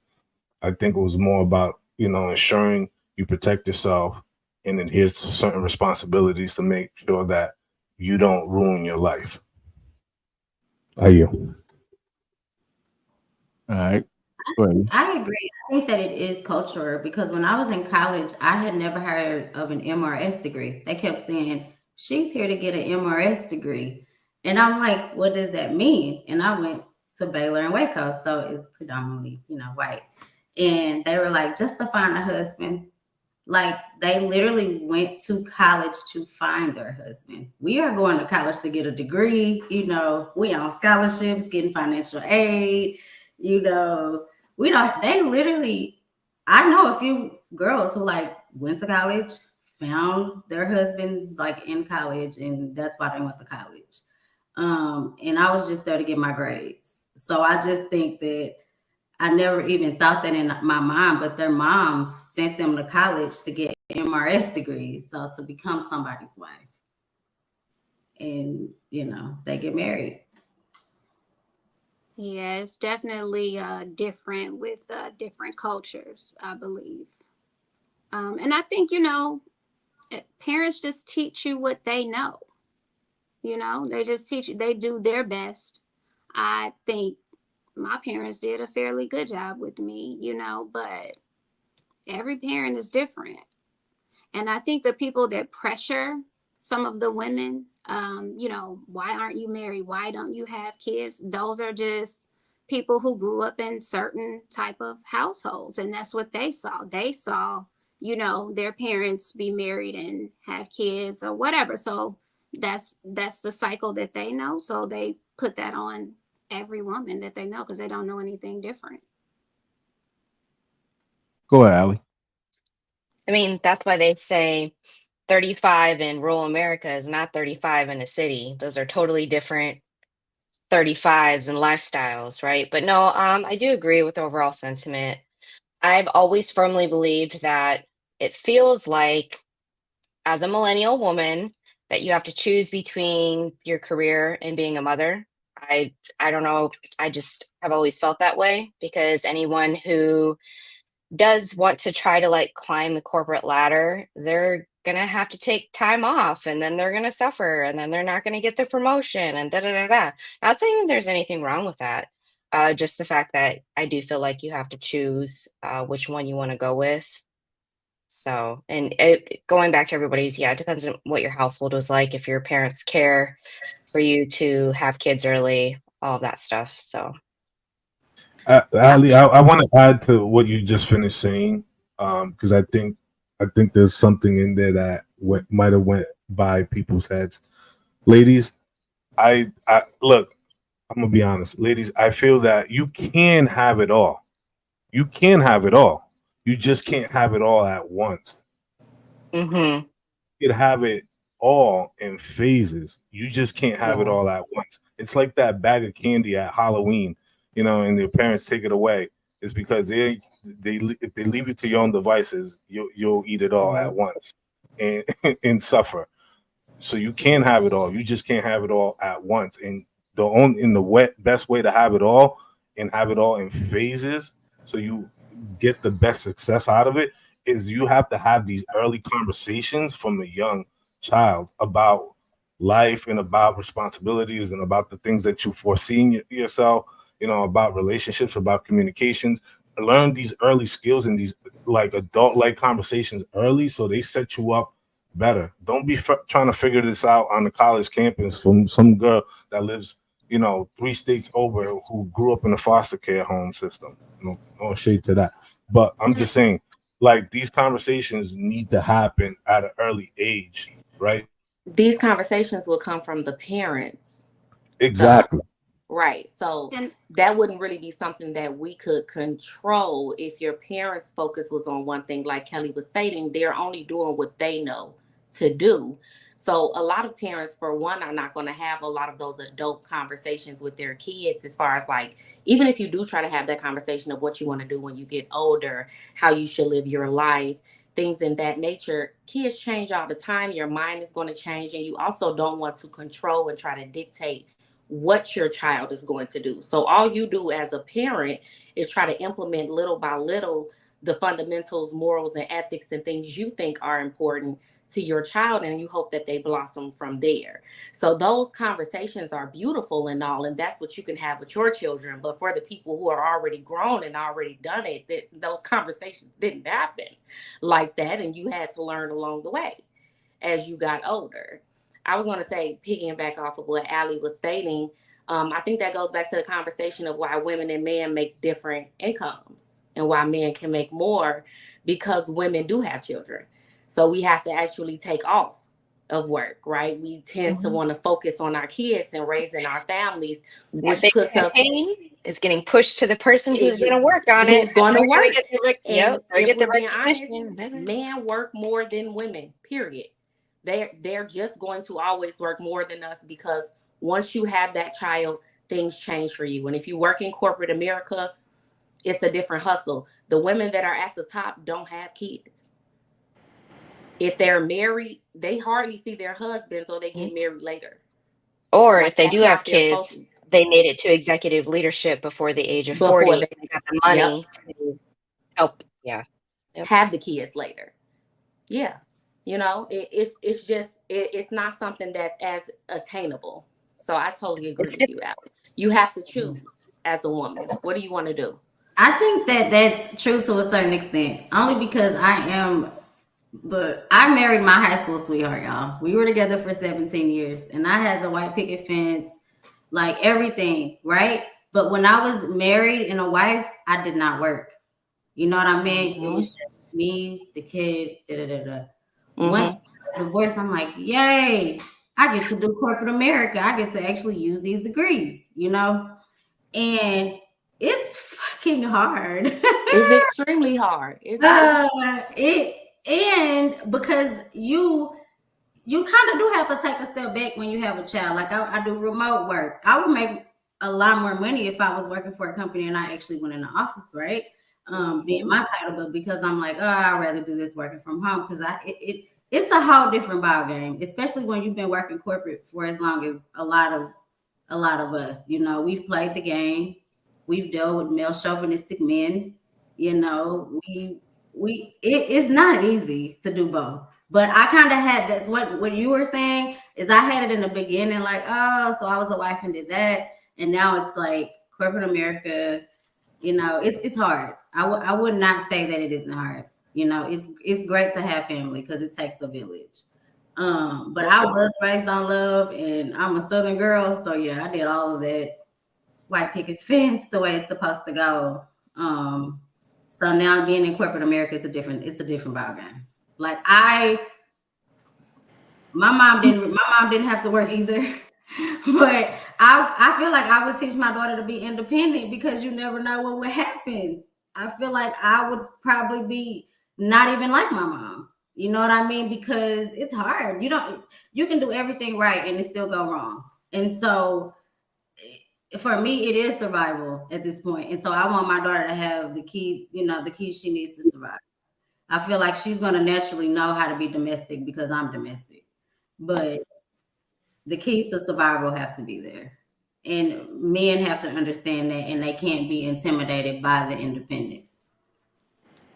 I also think it's the way that you deliver that information. Because for me and my daughter, I always tell her to make sure she's doing something and she is getting in her career field so she can date people with the same mind frame as hers, the same people with the same interests as her.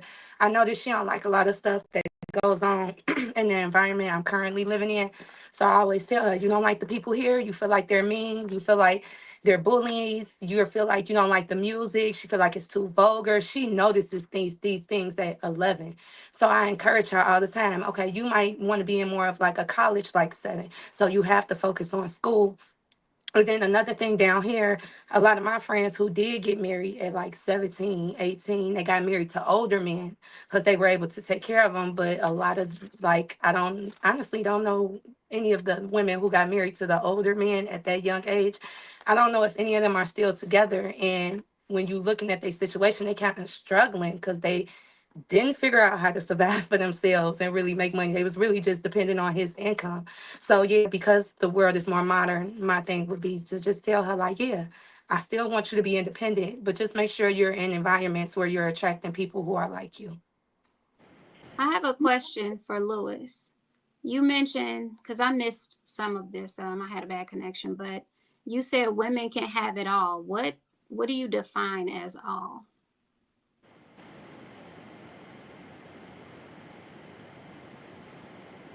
Yeah, I'm just so you know, Luis. I can't hear you. I said, can you hear me? Yes, I can hear you. You mentioned women can have it all. How do you define having it all? What do you consider that being?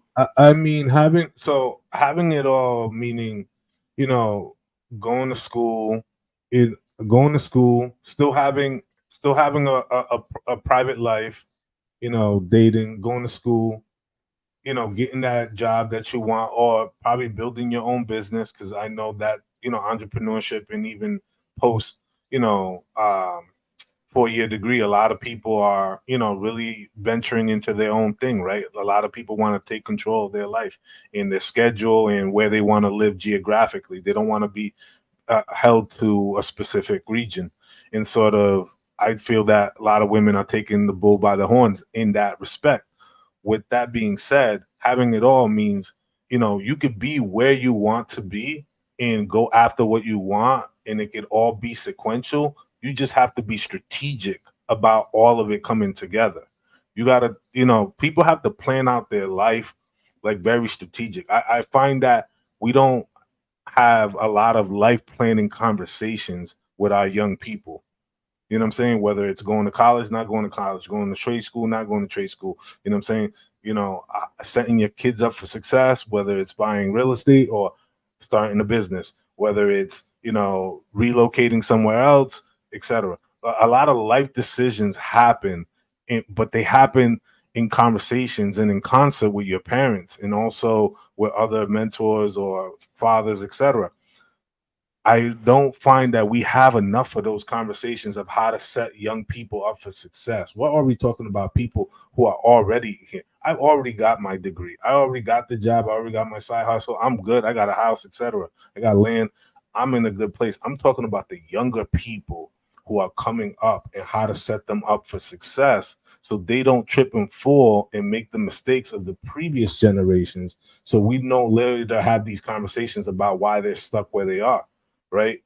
I care about their future because I want confident, competent, well-to-do, well-educated young Black, brown boys or men in general to be well candidates for women, you know what I'm saying, of their caliber as well. And I feel like there's a huge gap separating the two, and nobody talks about that. We're just so focused on only one that we're forgetting about the other. That's what my sentiment was earlier. I want women to have it all, but they just can't have it all at once. They have to really focus and prioritize certain things at certain times. And you're going to make some tough decisions, whether you really want that family and you want this kind of condition, or do you want to go the corporate route? Maybe you do the corporate route for a few years and then you start your own venture. Maybe you team up with your significant other and tap into access of different grants and programs, etc. But you need to have the conversation with that significant other that you're thinking of building a life with, and really map out what that looks like and what the future holds. And I don't think we have enough life planning conversations to get to that point. How you? So having it all seems like you're referring to education and career. And then no, it's all tied in together. It's education, job, career, and, you know, marriage, family. All of that ties in together, because the reality of this, we can't, men, unfortunately in 2024, men cannot say that we don't care about your degrees and stuff. That's bullshit. Like, who is raising these young people?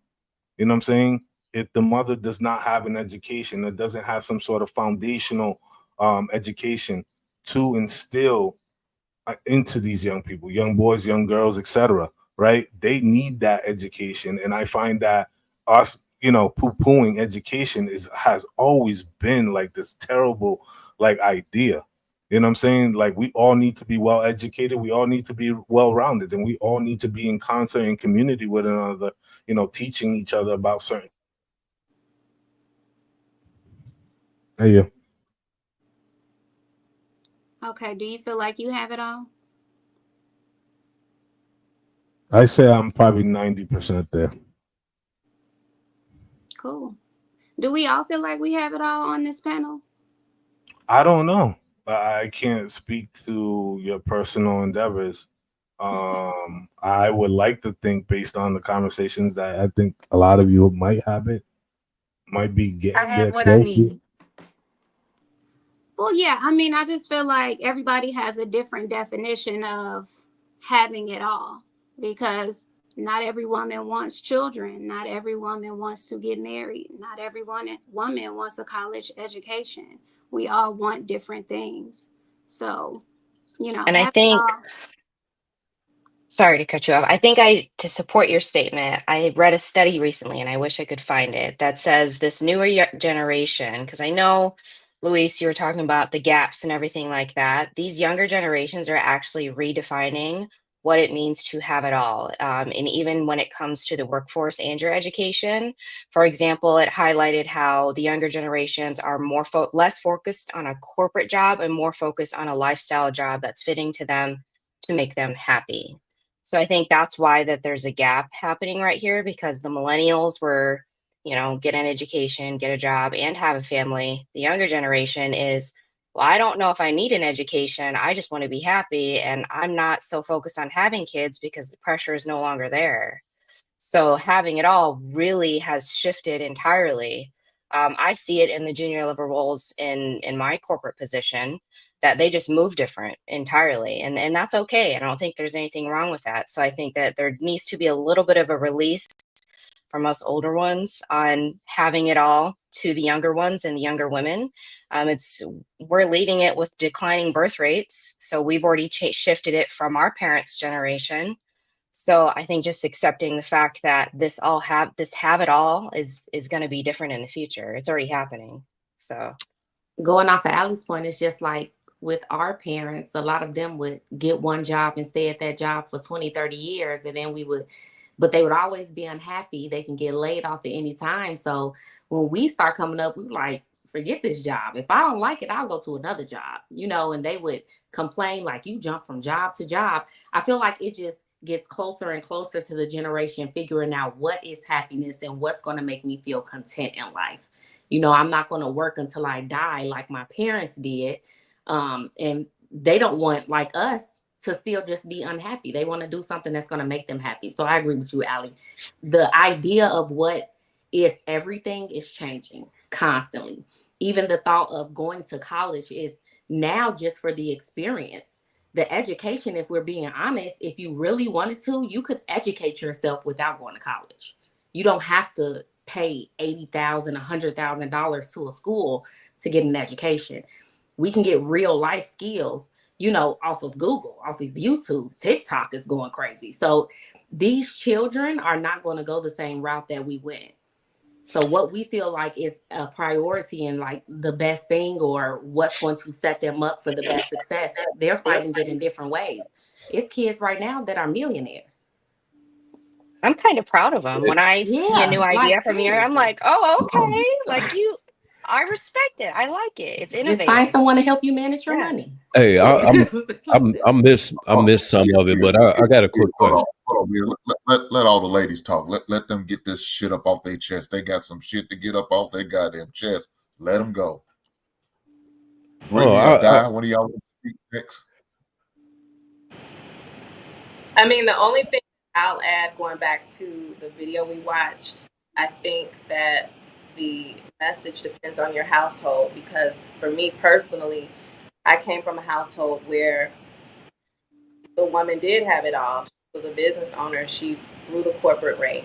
She had me in the office with her at a young age, so I could see her in that capacity, as well as at home cleaning up, cooking.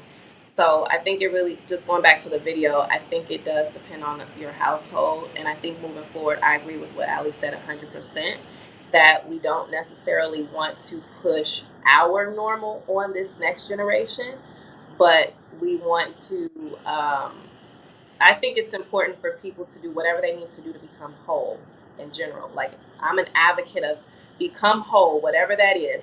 Don't focus on just being a mom. Don't focus on just being a career woman. Do whatever you need to do to be whole so you can show up to whatever it is that you're showing up to 100%. I'm a mom of 3. I hold a very demanding position. I'm a business owner as well. And I feel like, I'm happy. I'm content with that. I don't wish I didn't have children and I was just climbing the corporate ladder. And I don't wish, anything else. It's very challenging doing it all, but that makes me happy. Being a mom, having a successful career, and being a business owner makes me happy. So that's the only thing. All right, the ladies go. You ain't got nothing to say, Di? You usually long-winded. I'm glad you went last. I just feel I agree with what they said. I just think that back in the day, a lot of women, when it was delivered to me from my mom and from my grandmother, and my grandmother was married, and he took care of the house. She was able to have her career. So just going back to that, when they was telling it to me, it was more so in a sense like, so your opinion can matter. So you're not being controlled. So you can have some form of independence. So you can know how to take care of yourself. So you don't feel like once you're in a situation, if you do pick the wrong guy to lead you, you're not stuck in that situation because you can't take care of yourself. So I think it was more coming from a fearful mindset.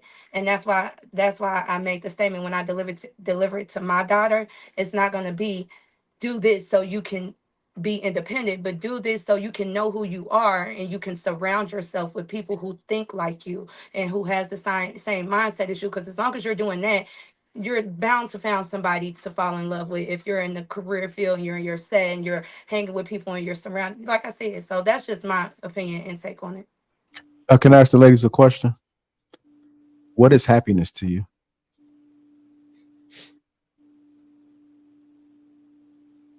Accomplishing things. So sorry. Who's going first? Yeah. Hey, Jay, I think it depends on the day of the week for most of them. It depends on the day of the week. I'll go first. Personally, I feel like being healthy is happiness for me. Being stable and just being fulfilled in my career. Having good friends and a good support system. That makes me happy. I agree with Kelly. Health is wealth, 100% for me.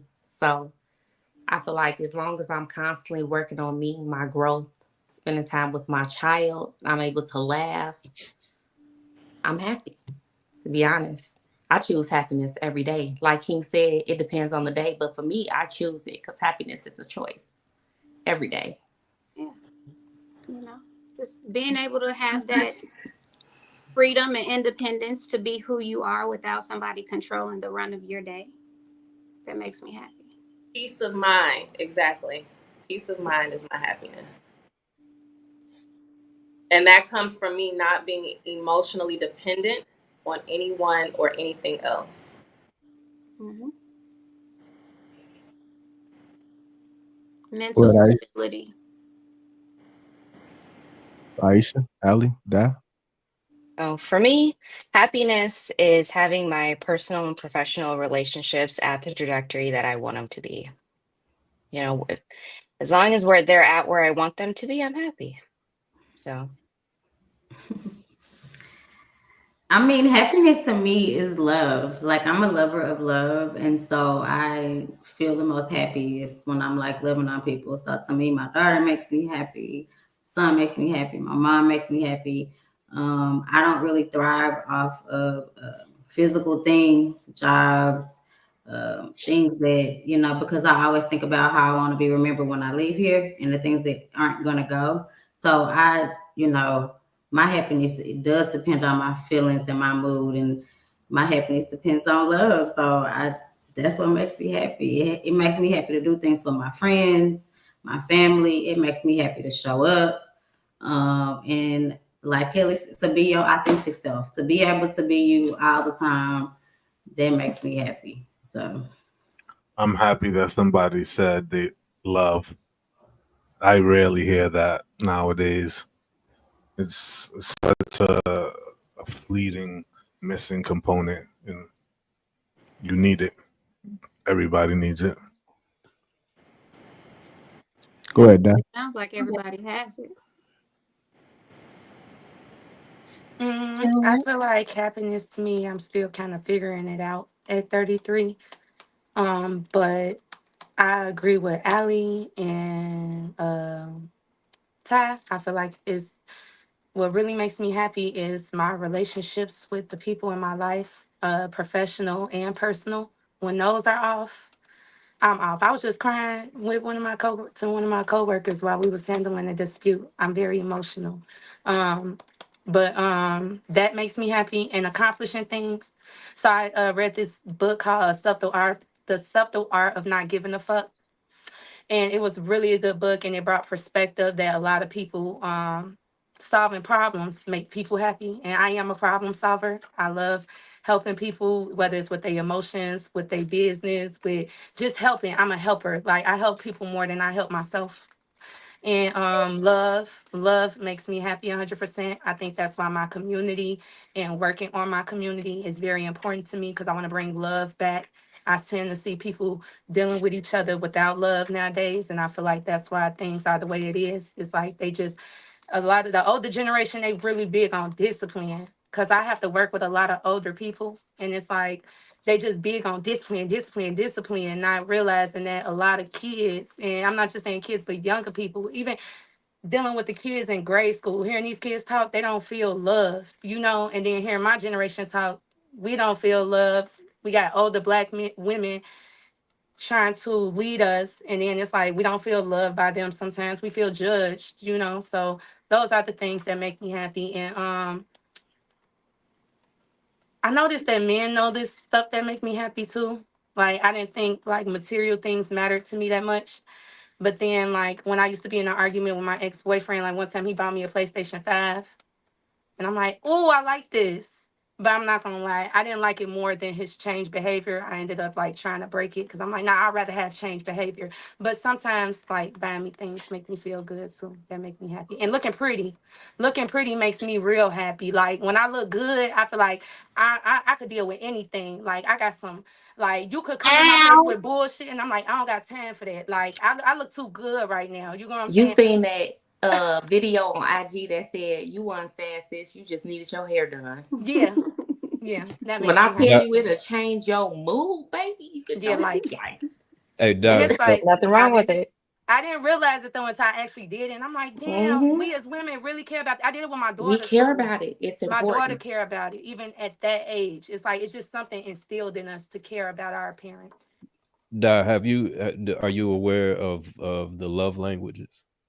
Yes. Okay. My love language is being understood. Let me be emotional. I'm not gonna be disrespectful. I just want to be understood. It sounds like from what you just said that is receiving gifts, though. No, I didn't say that. I said because I told you, once he didn't give me the change behavior that came with the gift, I'm like, F this gift. I would rather change behavior. I want to help you become better. But no, it just things that make you happy. I got a necklace, like, this cute. I like this. This adds to the look. You know what I'm saying? Like, being pretty makes me happy. That could still be one of them, though. Yeah. It's a hierarchy of your love languages. So, all right. So and most of the things I have named didn't one. have nothing to do with. All right, I got a quick question to Ty. I'm gonna bring it back. She said, "Let me be emotional." Shout out to Carl Thomas. God damn, that's a love language. Being understood, yes, because I'm different, and I've accepted that. I'm not trying to be anybody version of right. I'm trying to be myself, and then allow that man to say, "Okay, I love that about you." So that's what it is. All right, so Ty, I got a quick question. There was something, and I'm gonna ask something that you had mentioned earlier. So you said that young people should jump from job to job to find happiness. Not what I said. I said that the difference, when I was going off of piggybacking off of what Allie was stating, I said our parents would stick with one job for 20, 30, 40 years. And we learned from them, and they would most likely be miserable, that we would never do that. So we, as millennials, tend to jump around until we find something that we feel fulfills us, instead of just sticking with one job. I never said that you should jump around from job to job to find your happiness, but that's what we as millennials do, because as generations continue, we continuously change based off of the perception that we receive from the generation before us and where we feel that they messed up. So you worked yourself to death. I'm not going to do that with a company that doesn't appreciate me. So I will leave. I think that promotes instability though. It doesn't. I think it promotes mental health awareness, clarity, and understanding your value as a person. Because let's be honest, just like that lady at that bank, I can't remember where she worked, who died at her desk and nobody knew that she was dead for, I think, a few hours or a few days or something. Like she was there for a minute. Like 5 days. Yeah, like 5 days. Nobody knew that she was dead. 4 days. 4 days. Nobody knew she was dead. In that building, sitting at her desk, you hold no real value to a company other than what you can bring them. So if that company is not able to give you back something, whether it's, time off, great benefits, great pay, fulfilling work, whatever that is for you, then you have every right to move around. And I'm not saying just continuously jump from here to there and don't have a plan. No, stay at that job. Apply for other jobs on Indeed. Go ahead and interview, get the job, and quit and move on. I think that really promotes instability. That promotes. No, I disagree. How? Depending on the age you're doing it at, I think so. No. When you're young, why? How does that I think when you're young, you want that experience. Especially when you're young. I disagree because I agree with Ty. I've been in HR for 13 years, right? I'm in leadership. Hey, right? Ladies, can we get and my man get a full thought out though, ladies, can we get a full thought out? Somebody on Christmas, somebody died. I posted their job. Asia, can you hear me? Can you hear me? Can you hear me, man? Can you hear me? Can he finish getting a full thought? Now we try to be respectful to you ladies and allow you ladies to get your full thought outs. Can he get his full thought out? Can you do that, man?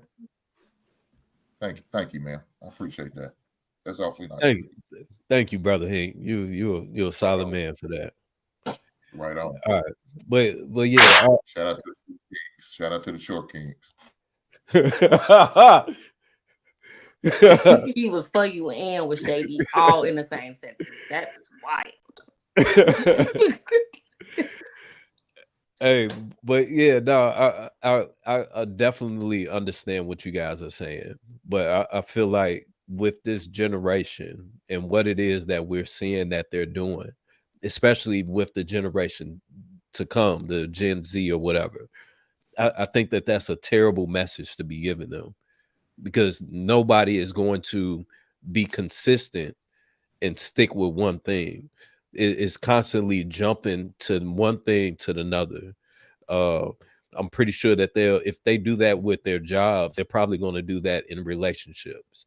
So I think that that's a very poor message to tell the next generation to do. The other part of it as well, most people, all they are workers. I feel like we've convinced people that everyone should be entrepreneurs, but everyone is not an entrepreneur. That's not built for everyone. Everyone is not a servant. If you're an entrepreneur, you have to be a servant. And a lot of people are jumping into that because they hear people say, "Oh, be your own boss" and all this other shit, and they go and fuck up, you know what I'm saying, the whatever industry that it is that they're in. So I think that that's kind of a dangerous message to be giving people in a general sense.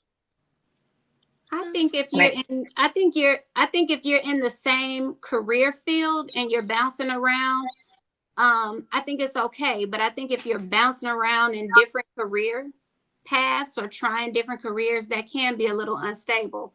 But I think if you don't move around, you're limiting yourself too.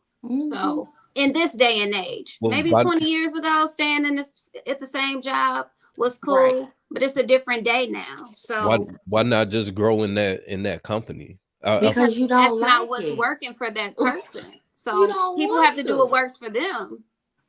Well, I'm saying, I think that's where the discrepancy is. Why work a job that you don't like? That doesn't make sense. People do it every single day, though. People do it every single day. because if they're you don't know trying you to like it? You don't survive. like it until you work. Right. You have to start it first, and then you may So realize that it doesn't work for you. So then you quit or decide to get a different job and you try something else out. I feel like it's better for you to do that when you are younger rather than doing that when you're older, because then you'll get to a place and you'll understand what your actual skills are, what you're good at, what's actually your passion. Everybody doesn't automatically know that. And like you stated, everybody is not meant to be an entrepreneur. And that's not even what I was saying or going with it. I'm talking about just in regular jobs in corporate America, blue collar positions.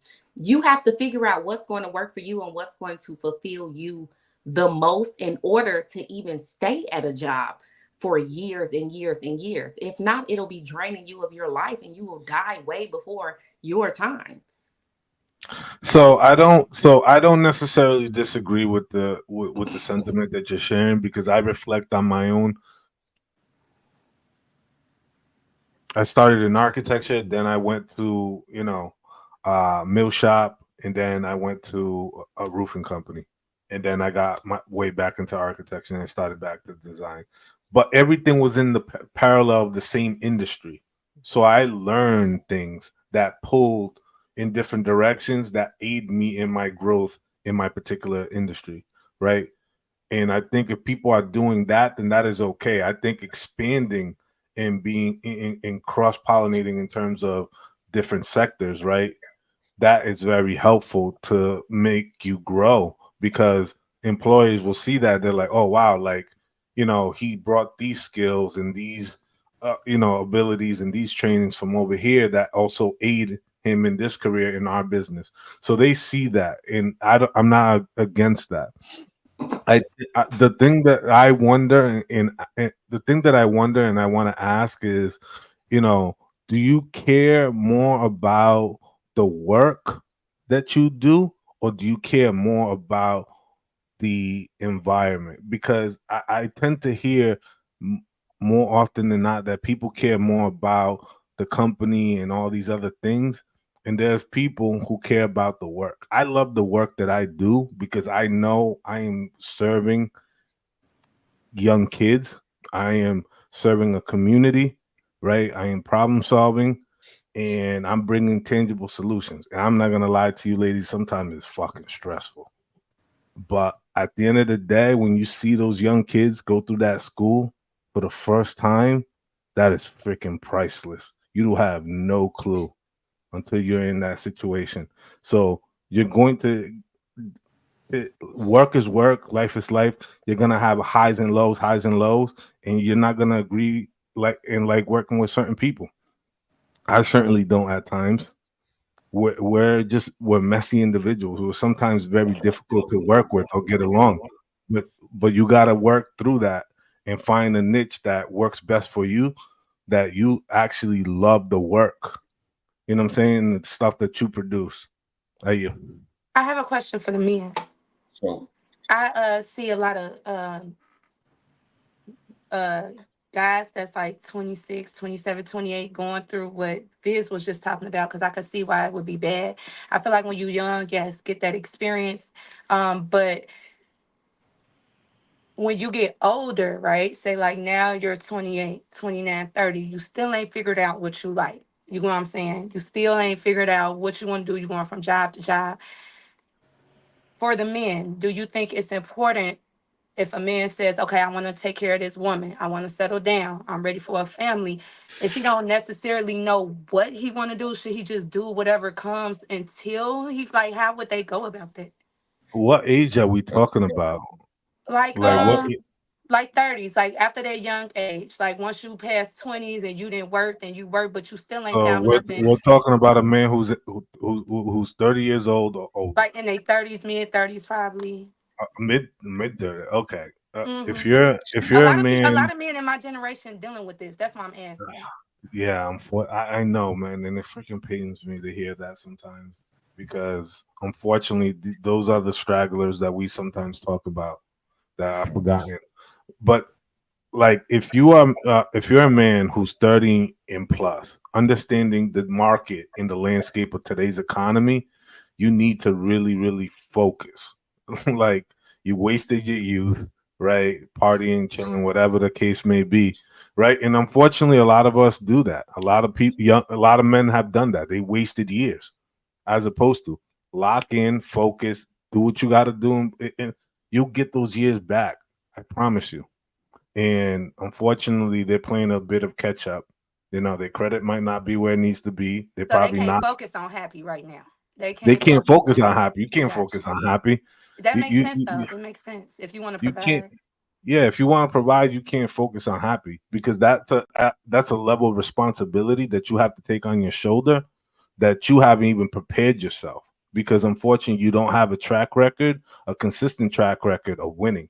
You know what I'm saying? And I would hope that a woman in that position who is dating that man is asking him, what have you been doing? You know what I'm saying? Since you've gotten out of high school, where have you been focused? Were you in the service? Did you start a business? Did you go to college?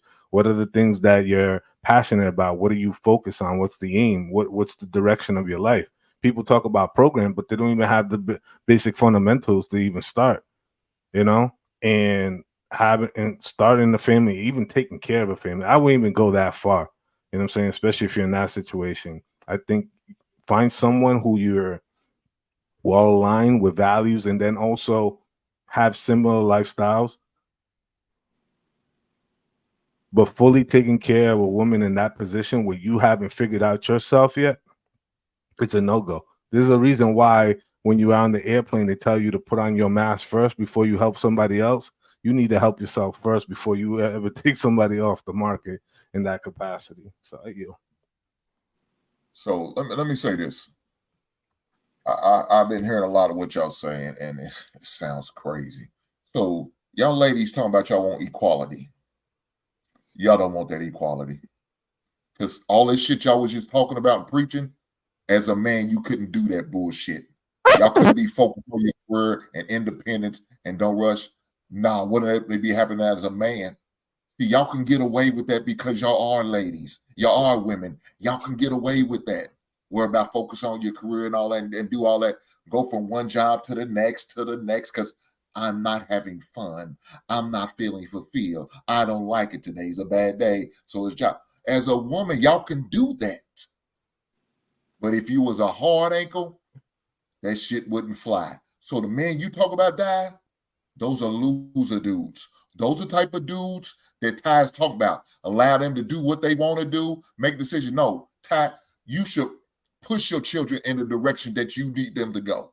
They should. That's the problem with our youth now. They have too many options. And when you get all these options, they can't make a decision. They can't stand on shit. So now they got the option over here, option over there, option over there, option over. They had job here, job here. There's no stability. Just like Viz says, they don't know what stability is anymore.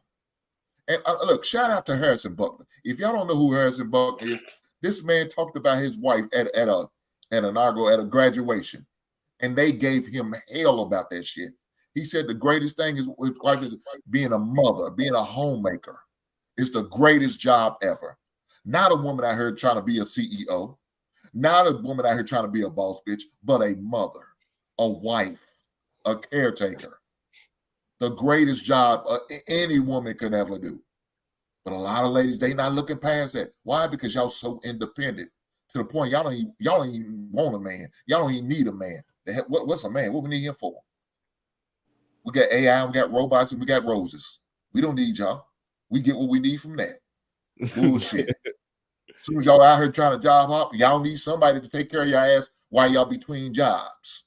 Y'all need somebody to help you out when y'all trying to practice interview, because it sounds like y'all don't ask questions during the interview. Sound like y'all don't do no type of investigation. Why are you going in a job and all of a sudden you got to go there just to find out what your benefits are? No, that should have been during the interview process. Say, what's the benefits? What's the benefits package? What's the pay package? You know, what's all of these things? Are y'all finding out before you go on a job? You can also find out what type of job is it. Do you have any friends that work at this job? That's how you get referred to the job. I mean, what are we doing here? Y'all just going there blind? No, but as women, y'all could do that. I'm on Brittany. I know you want to speak on when I speak. Can I please get the same courtesy as I gave you, ladies? There, I don't understand how we got there. I'm sorry. Don't worry. Just sit back and listen. You'll learn. Brittany, sit back and listen, and you will learn. Sit back and listen, and you will learn. Let's bring it back. One of please, ma'am, the main topic is about equality. Y'all was talking about equality, right? But y'all don't. That's not what y'all really want. Y'all want to be paid as much as us, make as much as us, treated as much as, seen as much as. But then you got to get them expectations, and that you don't want. Like it says, you want the benefits, but you don't want the heartaches and the issues you have to deal with in order to get that same benefit. No, you don't want them. You don't want that smoke. So stay in an easy lane where it's soft and supple, you're well taken care of just because you're a female. So when you go on maternity leave, you get them benefits. See, as men, we don't get them. Not every career or every job has paternal leave for the men. It's not federal mandated for us, but it is for you guys. We don't get off. We got to keep on clocking in for Mr. Charlie. And guess what? Mr. Charlie gonna make sure we at work. I might give you a couple of days off to go be with your wife, but you better bring your black ass back here and work and get on this assembly line or get in that office or get to doing whatever you got to do. You don't want them issues, man. You don't want them. You like the cush life. I don't. Enjoy the So you cush would life. rather have the baby? You would Go ahead, Brittany. I see y'all want to talk. Go ahead. Y'all ain't gonna let me land. That's cool. Go ahead. Are you done, Hank? No, I ain't got no choice but to be done with y'all. Go ahead, ladies. Let him finish. Please let him finish. They don't want me to finish. But that's cool. I understand. It's what we call double standards. I accept double standards. Now, y'all ladies can't accept the double standards. I can accept that. Go ahead, ladies. In that particular scenario that you just presented about paternity leave, you as a woman, you just gave birth to another human being. So you can't expect to have the same rights that a woman would have. Although a lot of corporations have moved to extending that to men as well, you can't, it's like comparing apples to oranges. You know what I mean? Women still have to damn near wear diapers after they give birth to a child. Like, we're bleeding. All sorts of things are happening with our body. Our body needs time to recover. I'm sorry, with all due respect, what are you recovering from when a woman gives birth? I mean, but Brittany, that's the point with the equality part. That's the whole point of it. I just want to point out that I said that. Let them talk. They'll talk themselves into a goddamn phone. Go ahead. At the same time, even after you give birth and care for a whole human being that you just brought into this world, you still have bills to pay too, and you still have to get back to it as well. So, like, what are you saying? Like, I don't understand what the point is. That's what I'm saying. You got a whole husband that's right there to offset while you taking time. Or you just talking about being a baby mama? Okay, well, I ain't with that shit. Go ahead. I ain't talking about being a baby mama. I'm talking about being a wife. Reel it back on in. I was married for 12 years, in a relationship for 14 years, and I made the choice to exit that situation. I was never made a... Ma'am, I'm talking about the example. Go ahead. And I have great partnership and support by my ex-husband. So I am not a statistic, and that is very condescending. And that goes back to the rhetoric that we talked about earlier about how men feel about Black women. But I'm going to leave that right there because this is not what the topic is right now. But we're going to leave that right there. You just proved my point that I was trying to make earlier. Well, no, Brittany, he was going off of the example that you brought up. So you said that you have to get back to paying, well, you have to still pay the bills. So all he said was acknowledge, well, that's what you have a husband for.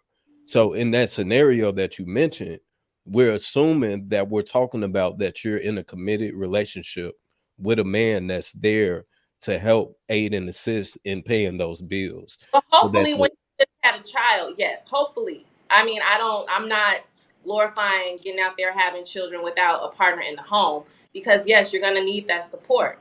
Right. But I get that part. Well, yeah, we're just going off that example.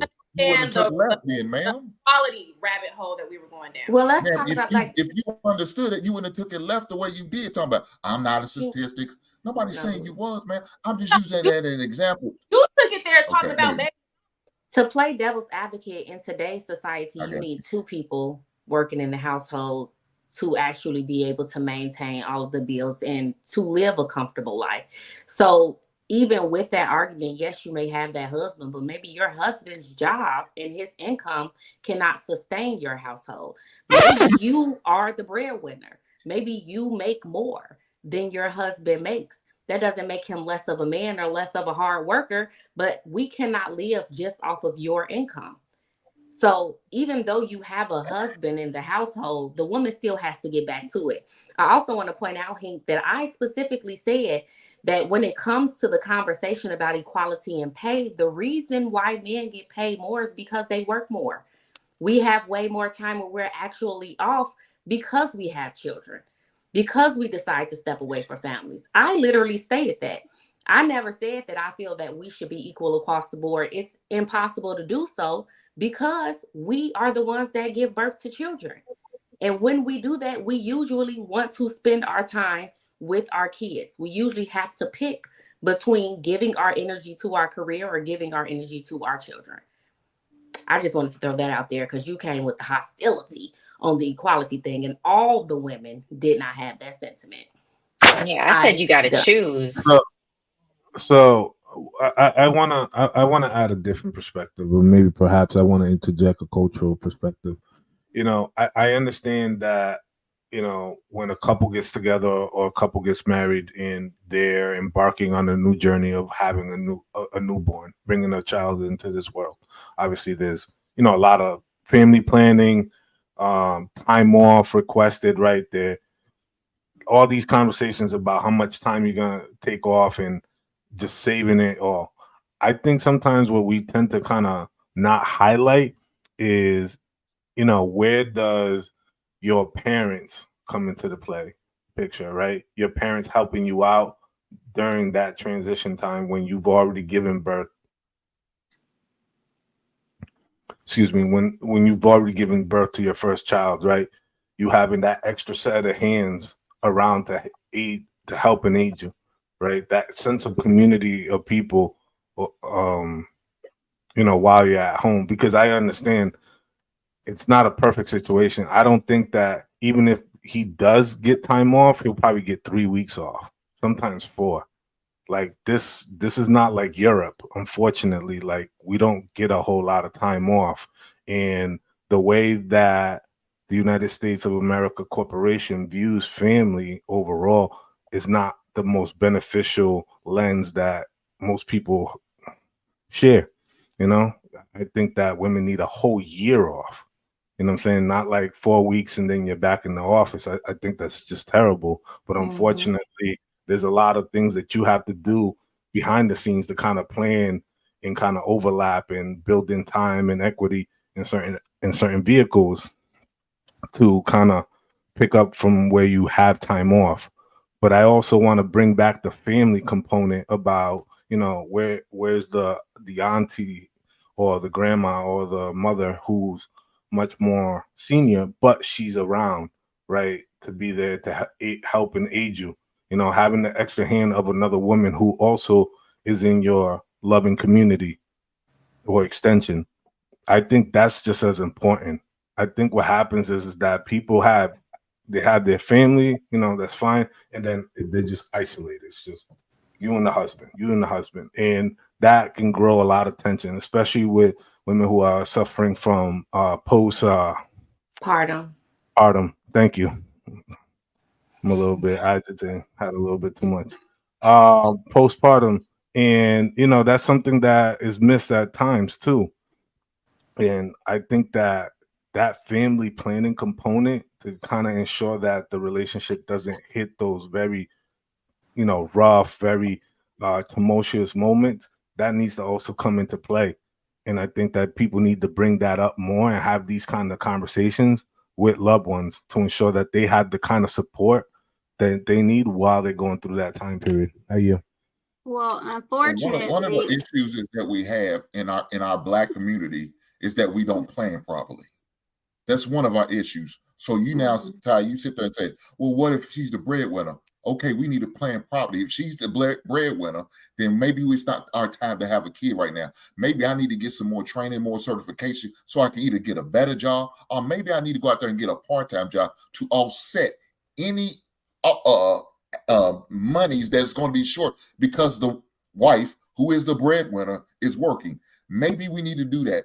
Unfortunately, our community, we don't plan for the kids. We just have them oops babies. That's how we like to roll. Oh, we're having a baby. Oops. It wasn't planned. It wasn't budget. We understand. I don't know how long it's going to take. How many more mistakes, bumps on here we got to take. Kids are expensive. It's not cheap to have kids. It's a very expensive investment that you're making when you have kids. Yet we still go out here and have all these goddamn babies and don't plan for none of them. We just work on the fly. Is that what we're pushing? Is that what we promote now? That's exactly what y'all doing when y'all saying what they're saying. Well, she's the breadwinner, so she can't afford to get bullshit. Make arrangements, make adjustments, do what you have to do. Well, I wanted to address what Lewis just said about having those conversations. Where's the grandmother, the mother, etc. I mean, that's not everybody's reality. Everybody doesn't have a mother or a grandmother or auntie to support them. So when you decide to have that child is yours to raise. So that's just, I mean, we can't give everybody the same formula. I understand that, and unfortunately, I can't cover everybody in every different socioeconomic or life situation. But one thing that I always kind of lean on and talk about is family, community, and building a tribe of people. You know what I'm saying? Even if you don't have a grandmother or your mother, God forbid that they might have passed or they just was never there in your life, you garnered the ability to build the tribe of women, to be in concert with women, you know what I'm saying? And in community with women where you can have that. You might have that midwife that can help you in that time. Like, I'm trying to come up with a bunch of different solutions and different avenues and different vehicles without coming up with excuses. Because one thing about me, I hate fucking excuses. I come up with solutions every single day. And I find that at times we are culturally bounded by some imaginary anvil that keeps sinking us to the bottom of the abyss. And I hate that. And I'm trying for us to think outside our norm and break the cultural mindset that you can freeze them, please. Well, to bounce off that, I think the core of what you're frustrated at is the death of multi-generational homes in America. And that has leached off of the majority in this country. Me personally, like, I'm not going to send my mom to a nursing home. Well, hell no. No, there's nothing wrong with having multi-generational households for the exact purpose that you've just said. So I think that's where the bigger frustration comes into, is it's okay to have it happen. I don't know why we've gotten to this point where it's got to be like that, because then it would solve the issues if someone's income is worse than the other. Like, yeah.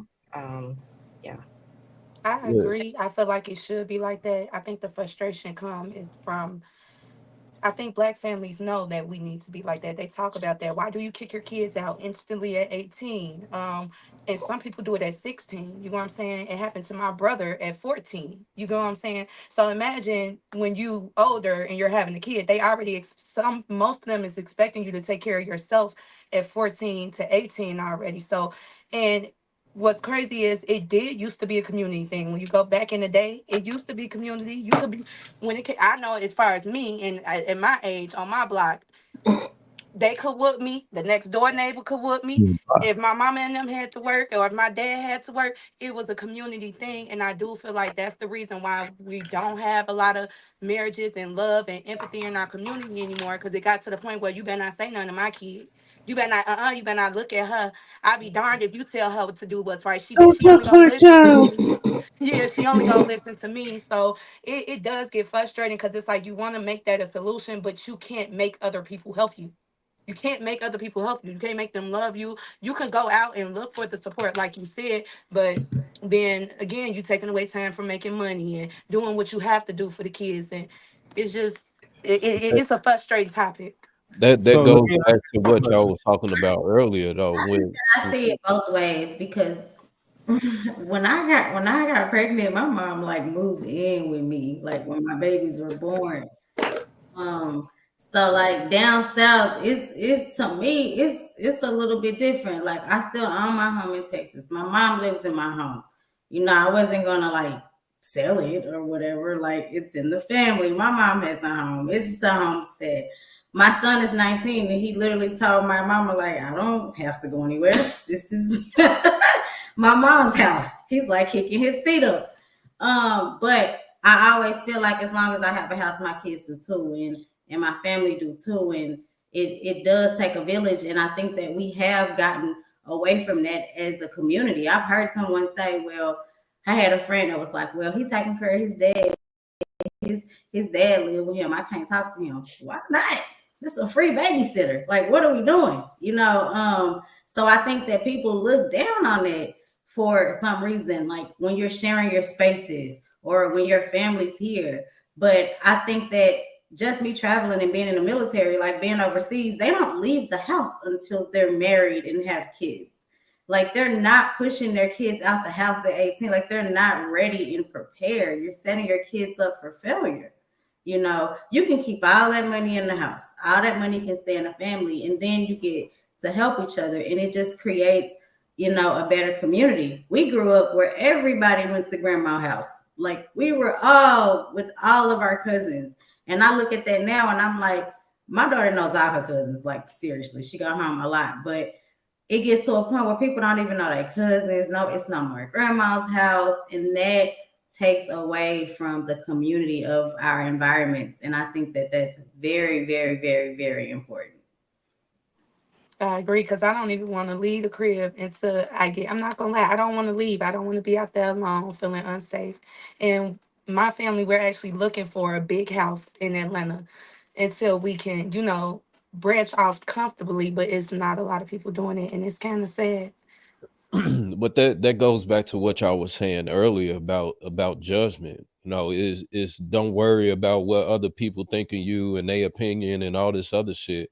When that was the actual thing. You know what I'm saying? There was a lot of stuff that I could have done when I was younger, but I didn't do because I didn't want to embarrass my mama.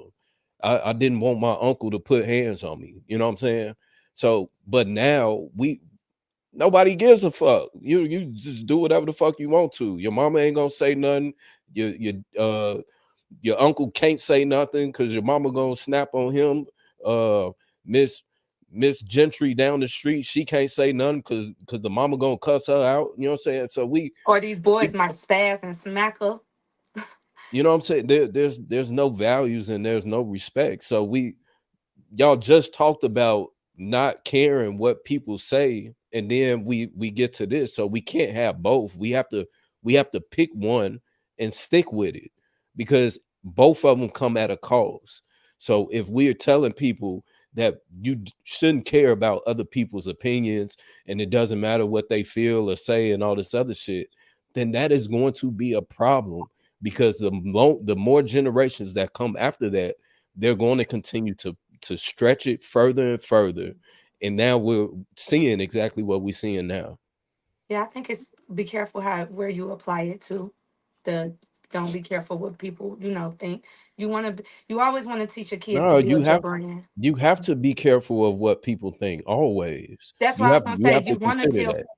Yeah, that's why I say it's where you place it. You always want to build your brand. You want to make sure okay, what do you want to be? What's your brand? Okay, go to build your brand. If you want to be a stripper, don't care about what these niggas gonna say, because that's your brand. You want to be a doctor. The best stripper you want to be a doctor. You don't want to worry about what the gangbangers say when you come home and it's time for you to, you know, do your duty, and they talking about you in your scrubs because they think you look like a nurse.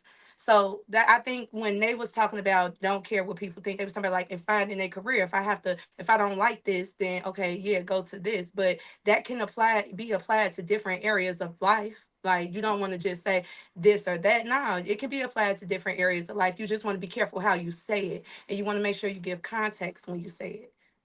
That again goes back to what Hink said. Y'all have the luxury of doing that. That's not something that you teach young men. You know what I'm saying? Because that now is going to bite you in the ass. That's literally women now creating the very men that they complain about. So that's counterintuitive. It's counterproductive.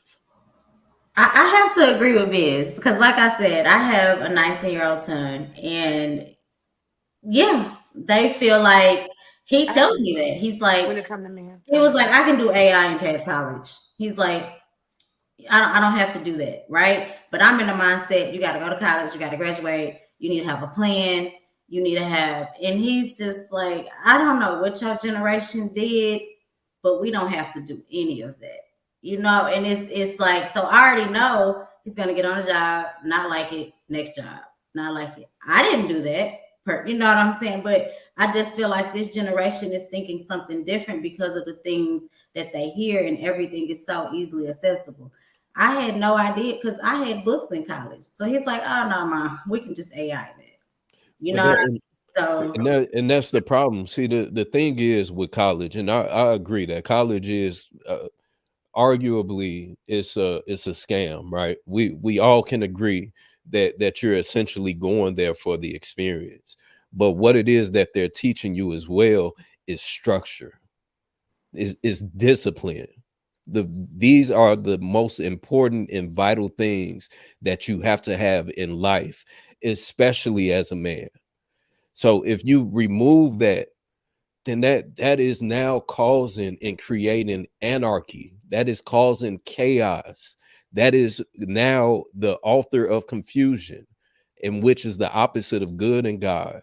So if we take all of that away and we remove all of that, we now have these unstable homes. We now have single moms.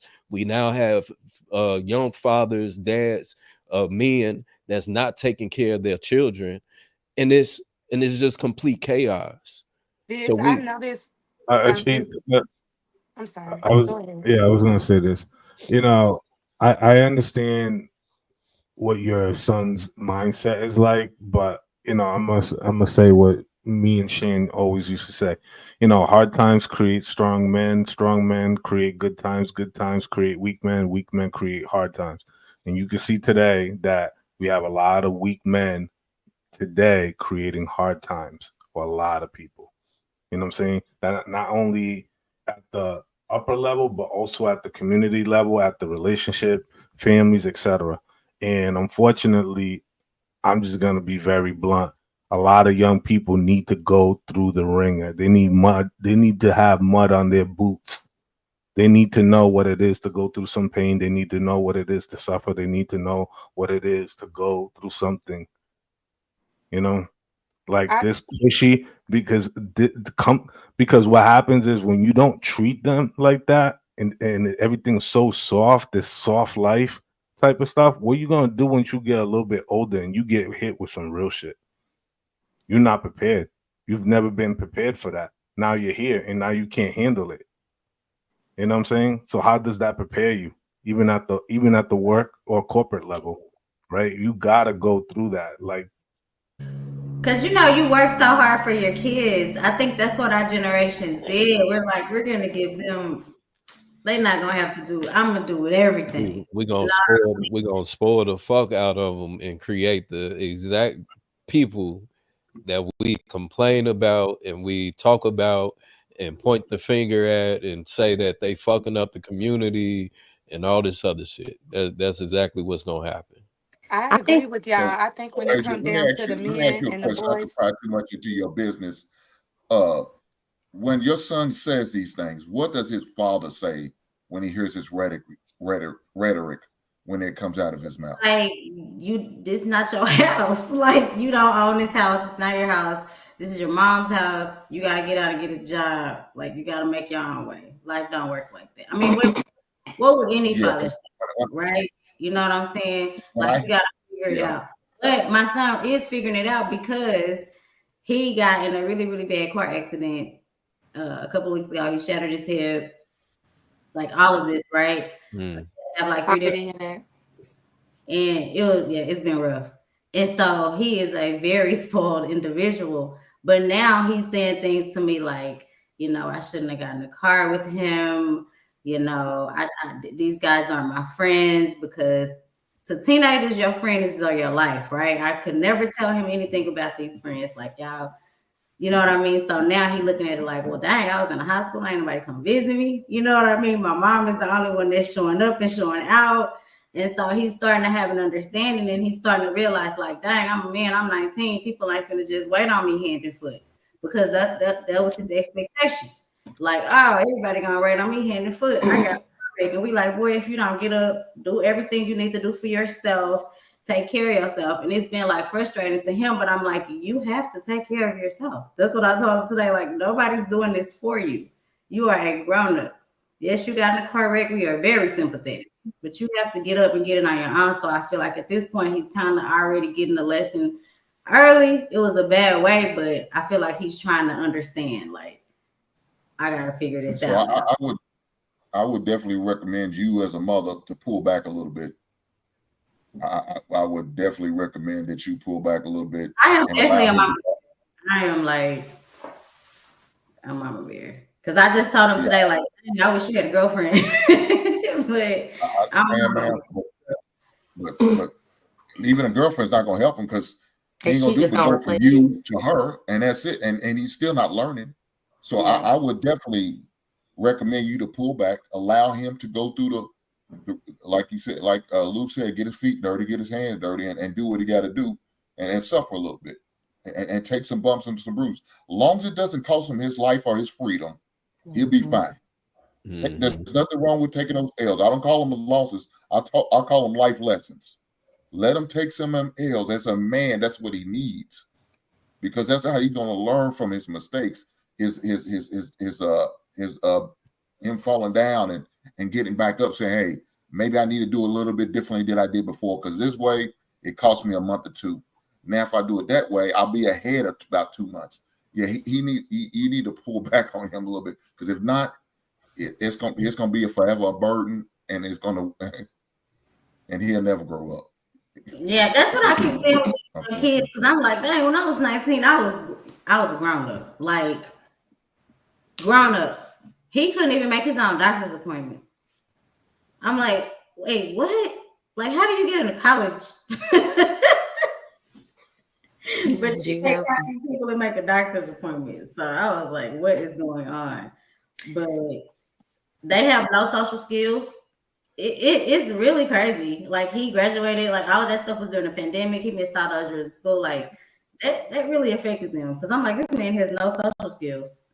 And I just think a lot of things that a lot of these younger men was going through, and that's why I was saying, I feel like y'all right. Everything y'all said about how you should treat the man and how she should do with her son, but just going back to what Biz said, like about what people think, I think that's the reason why a lot of these boys not getting jobs at McDonald's no more, not really trying to go for Burger King, not really trying to get a career. They trying to stream, they trying to do the music, they trying to be, entrepreneur, but don't even have any really. And I'm not talking about your son, but I'm just talking about the younger generation and the men that's not working. They just feel like, I can do something else, I could do something that's more appealing, to the eye. They're too worried about looking a certain way versus being a man, if that make any sense. They just like, I don't want to work there. That lames work there. You feel me? Like, I'm the mom that when at the McDonald's, I got my son a job. Like, I got him an internship. You did too much. You should have made him get himself a job. Go out on. But yeah, guys, I have I can pull the strings. I will do it. I got him an internship as a paid management internship at Sam's Club. So everybody was like, he needs to do that for himself. But I'm like, well, as a parent, aren't you supposed to make sure that your kids have? Does he still work at Sam's Club? The internship is over. He got a certificate and everything. But after the internship, he didn't get a job. Did he want to work there? No, college started. But okay. So he went to school. Now he can't do college because of the whole injury. But that's neither here nor there. But now every time he's like, Mom, I need you to give me a job.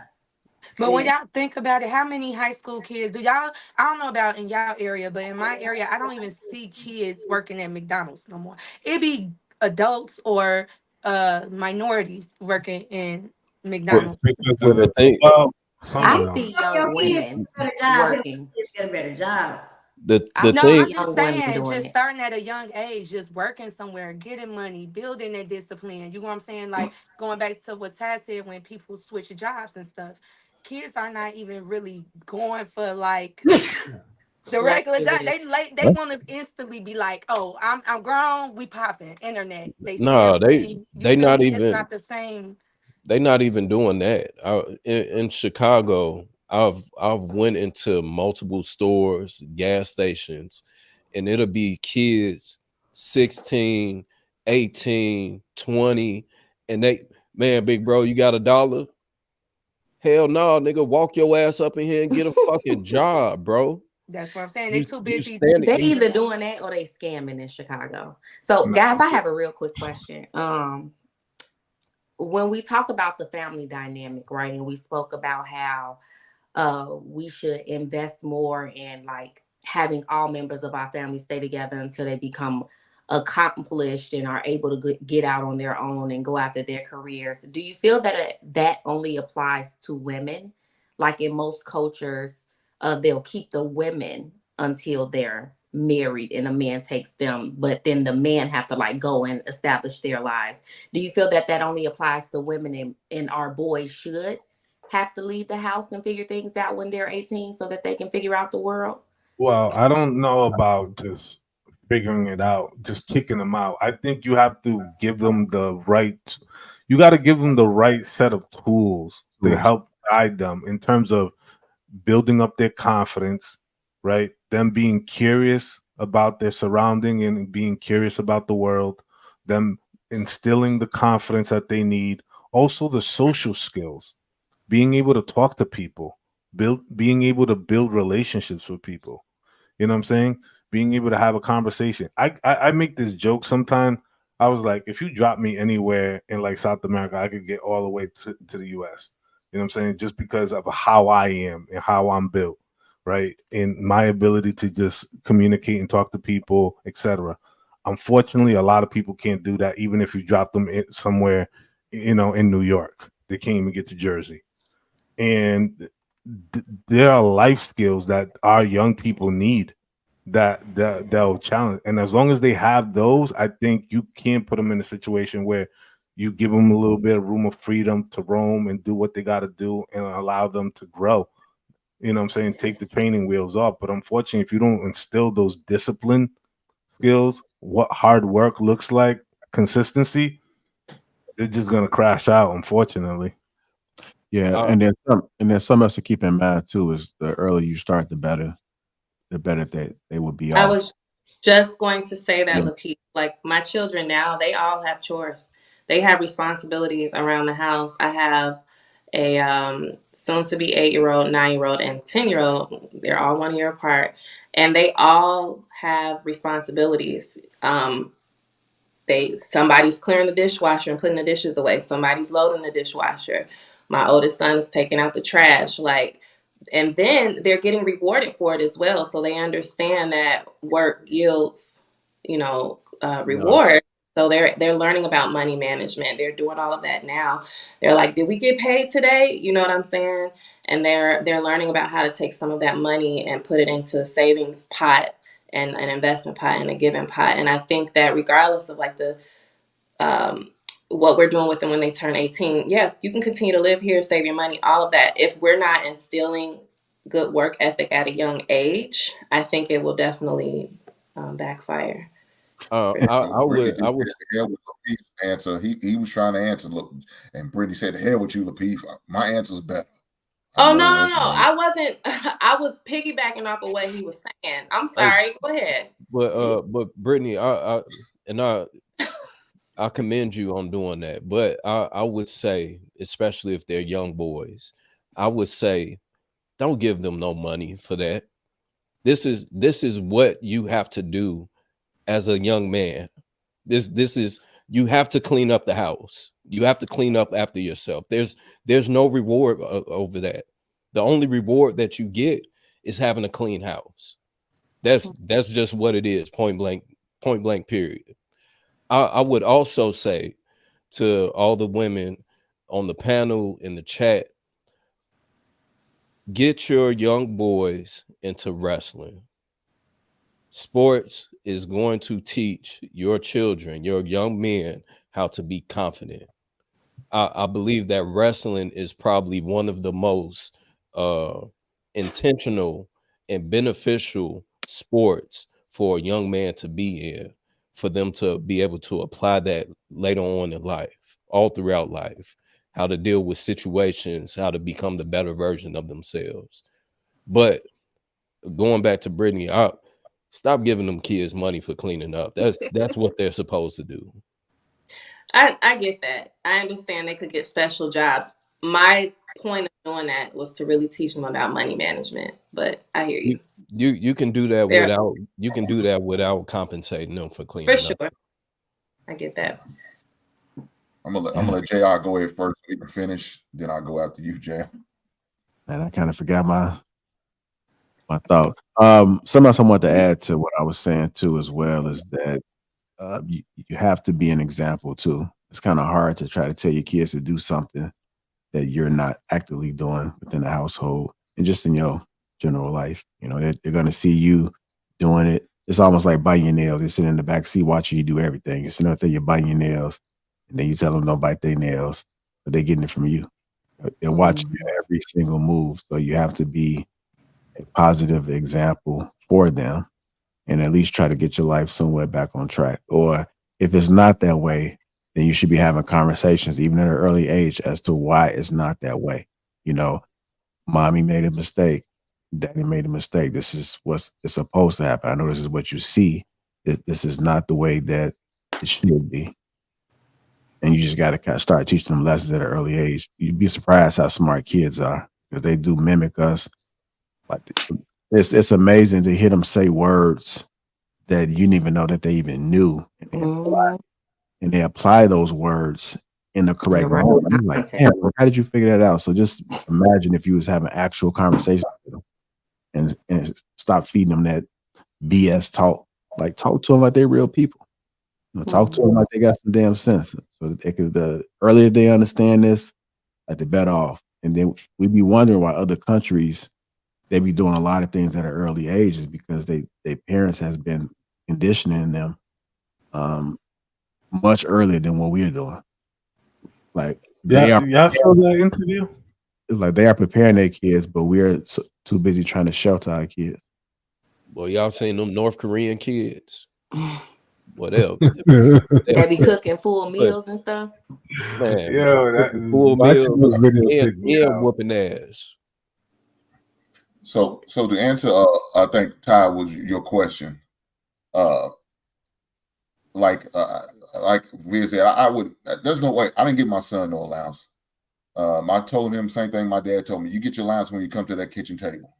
That's your allowance. You get a meal, a hot meal on a daily basis. So he didn't get no allowance. As soon as he was tall enough to see over the lawnmower, he's outside cutting grass at the age of 8 years old. I didn't play no games. Now, my daughters would say, "You spoil him." I said, "Baby girl, you and your sister here both washing dishes, folding clothes, washing clothes, doing all the other things. He has nobody here. He was the only child. Once they moved on, he was the only child. He had to take care of everything. He had to fold clothes. He had to wash dishes. He had to cut that grass. My daughters never cut the grass one time just to learn how to do it. That was it. He always had to cut the grass. That was the thing I pushed in. Why? Because he's a young man. And there's more and high expectations. See, Ty, that's a double standard we talking about. He had to do certain things. He would have to go ahead and do out and get on home. Daughters, they stay there because they want to be well protected, like you said, until they marry. I told my daughter, you can stay here as long as you need to until you act like you're grown. And then when you talk like I'm grown, cool, I'm going to treat you as such. I need half on this rent. I need some money on these bills. When you talk about it, you tell me you grown, I'm going to treat you as such because I don't raise no grown-ass man or woman. But like I said with my son, I made sure he had to do everything, learn everything he needed to learn how to cook, learn how to take care of himself. It was a must. So when he's out on his own, he could do that. Now he's off to college, playing college ball, he's able to do those things. It's not a thing he don't know how to do. He knows how to take it. And I didn't give him a dime. You got your allowance when you got new clothes, when you got new shoes every year for the basketball season. When you got to them AAU fees and we had to pay and make them travels, that was all your allowance right then and there. Don't ask me for no extra money. You know how I taught them how to manage your base money? Shout out to Monopoly. That's what we use. Ask them, what did you want to do when you grow up? What was your job? We looked it up. We Googled whatever the career choice he wanted to do. We looked how much it was going to cost him. Where do you want to live at?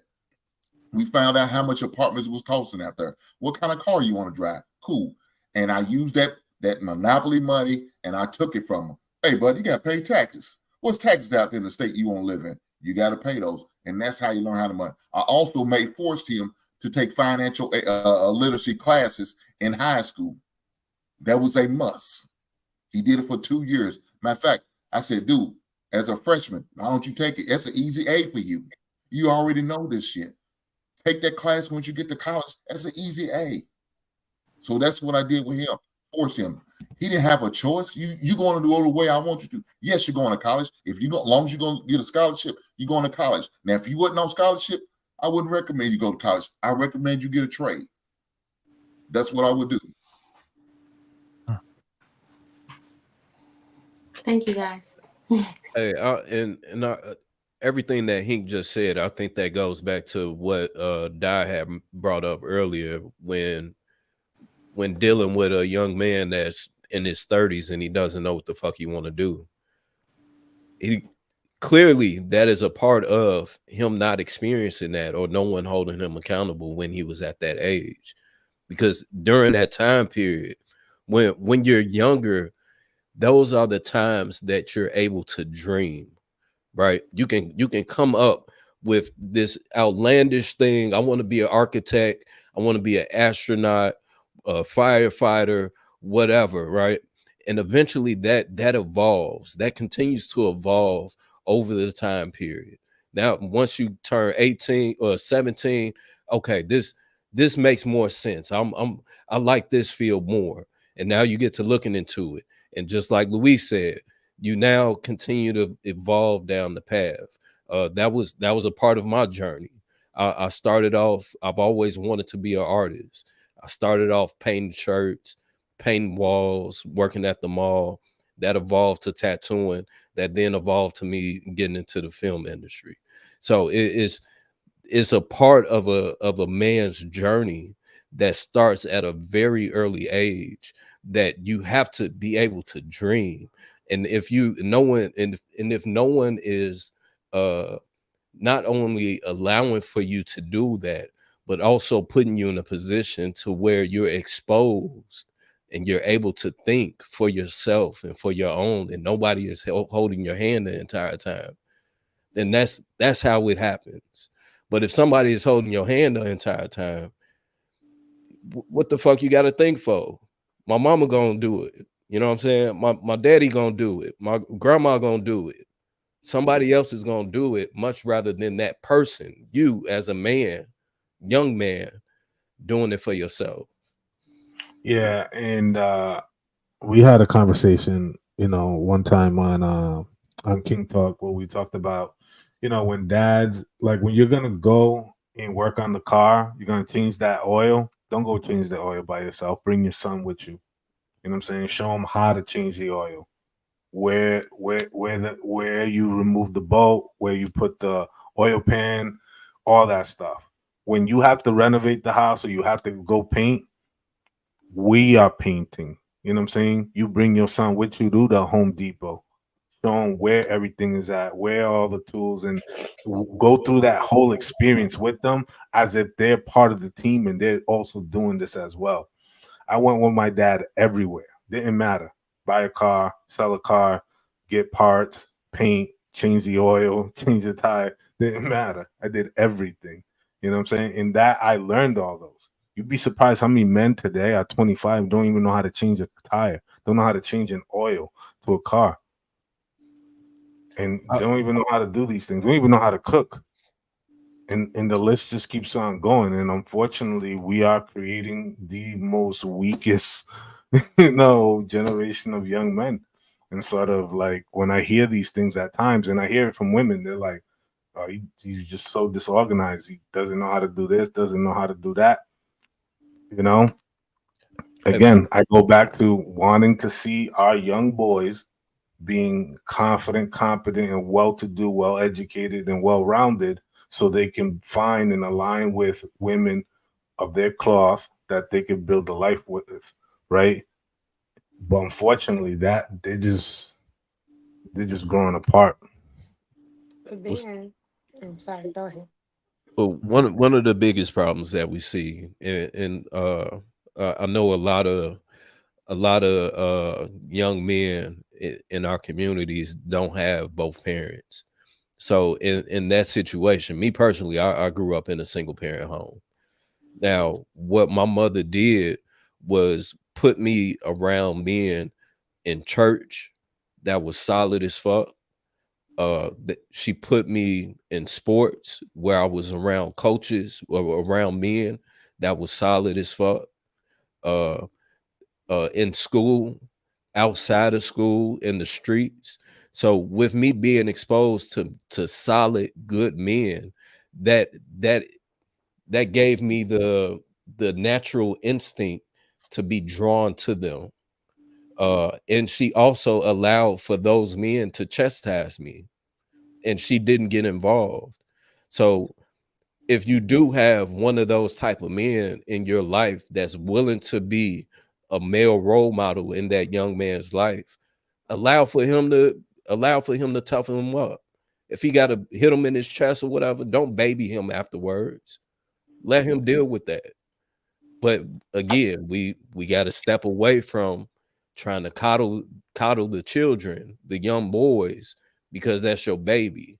You know what I'm saying? I get that's your baby, but your baby is gonna stay a baby until you check out of this motherfucker, and you're not gonna be proud of that.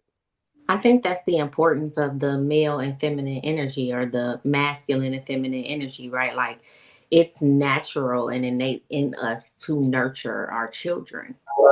Like, we see our children crying, we're going to pull them in. Like, we are built as women to be the nurturers, which is why it's so important for us to have that balance of having a male and female in the home. And when you don't have both, or have an outlet, like you said, Biz, where you can get that energy from somewhere else, there's going to be an imbalance, and we're going to have an issue, because no matter how hard I feel that women try, we still cannot replace a man, and vice versa. I'm glad you said that, because being nurturing raised of in encouragement, and not nurturing of coddling. You know, it's one thing to coddle; it's another thing to just nurture encouragement. Right? So Louis, I'm sorry, if I'm saying your name wrong. Yep, that's cool. Louise. I hate when people say my name wrong, so I apologize. But I was going to say, I understand what you're saying, but you're not a woman, right? So it's really easy for you to say how we should nurture and what nurturing should look like coming from a woman. But just like you guys would correct us when we try to speak about masculinity, right? Let's be honest, no matter how many different ways we try to morph it and change it, we cannot speak on masculinity because we are not men. So just as we should allow a man to, like Via says, punch our son in the chest and be like, okay, you also have to understand that if afterwards I run in his room and give him a quick hug, that's just in my nature. It's just what a woman is going to do. We want to protect our children. Once again, why the balance is necessary. And that's what I wanted to kind of speak on. I'm glad you brought that up, about why it's both necessary. Because when they was talking about, he said some men don't know how to change tires and do all this stuff. And I'm like, and people wonder why I'm so emotional. It's like, I was raised by a single mom, and she was more coddling to my brother, but she was more stern on me because, one, she didn't have nobody. She had to play a masculine role. So she didn't have time for her own feelings. So every time I came in trying to be the little girl and be that damn mom, I'm right. What's all that whining for? Tough it up. I don't want to hear that shit. You know what I'm saying? So then that creates women who's too independent, who comes off too emotional, too, because I never understood how to be. I never understood, because she shut off all her femininity. You know what I'm saying? So I'm glad that you spoke on that, because it definitely, the same way it can affect a man by not having that masculinity in the household, just being by coddle too much, it affects women too, because that woman has to be in her masculine almost all the time to go to work, work, to go get the things that needs to get done. I was just talking to one of my ex coworkers, and she's older, like 50, 55. And she was like, I'm just not getting it about my boys. Why they live with their daddy. They daddy in the household. Why aren't they working like them? I said, well, every time they problem solve, you come downstairs. But the dad's not coming downstairs. And I know you want to help your boys, but when you come, you're coming from a place of emotion. What's going on? Da, da, da, da, da. In my head, because I was raised by masculine women, hearing the arguments, I'm like, why is you worried about that as a man? And even the daddy would be like, yeah, that don't even make sense. But when she's going downstairs, the way she handles it is more on like an emotional level. And then when a man do it, it just be different. So I'm glad you spoke on that, because I think that's what caused the disconnect in why people aren't getting married in today's society. Single mothers are raising hard ass women and creating soft ass men. How does a mother play a masculine role? She's not being emotional. She's not being nurturing. She's constantly paying the bills. My mother raised 3 kids for a long time by herself. She dated men that was younger than her, so she tended to make more money than them. And my mom was raised in a 2-parent household, so that's why this kind of like. And my grandmother is very, very nurturing. My granddad, provider. Even after him and my grandmother got divorced, he always paid the bills, always made sure everything was taken care of. So when my mom was raising me, I didn't get that. Okay, baby. Like for me, with my daughter tries to be like me, because that first 2 years, my mom was kind of like helping me with her. But I noticed while I was depressed, she was kind of dealing with my daughter most of the time when she was crying and stuff. And even that too, my mom was like, I just put your daughter in a room. I'm like, why? She was like, because she won't go to sleep. I'm like, she's 2, so you're gonna lock her in a dark room? Like, just imagine. I'm just thinking about why I'm the way I am. You know what I'm saying? She didn't nurture me because in her head she didn't have time to. I gotta go to work. I can't deal with these tears. I can't deal with this. I can't deal with that. She's not telling me breathe. Like when it comes to my daughter now, the advice I give my daughter is like, breathe, count to 10. What are you feeling? I don't know. You know, you just gotta breathe. Take your time. Cry. You got it? Cool. Now I need you to speak. Now I need you to tell me what's wrong, because I can't help you if you can't articulate what's wrong versus shut all that crying up. I don't want to hear that shit.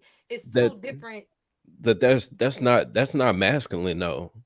But it's masculine when it's a way that women push out masculinity. Like it's like a That, sternness. It's like, to me, like for instance, I feel like women teach the kids what to care about, and the men teach the kids what not to care about. Like, this ain't important. We need to focus on this.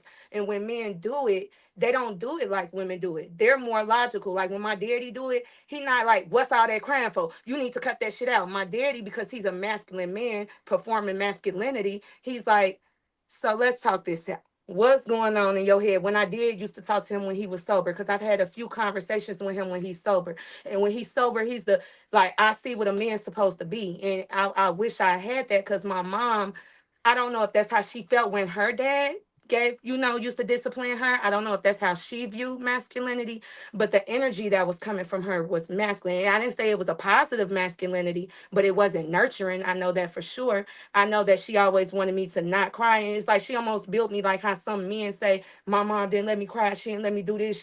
I felt like that. I felt like that was my story. I couldn't cry. I couldn't be soft. I couldn't come in the house and be like, Ma, these girls they trying to fight me. You gonna whoop their ass or I'm gonna whoop your ass. Like, it wasn't a lot of nurturing done in my household. And I feel like it's not because she didn't want to, but she really didn't have the time to as a single mother.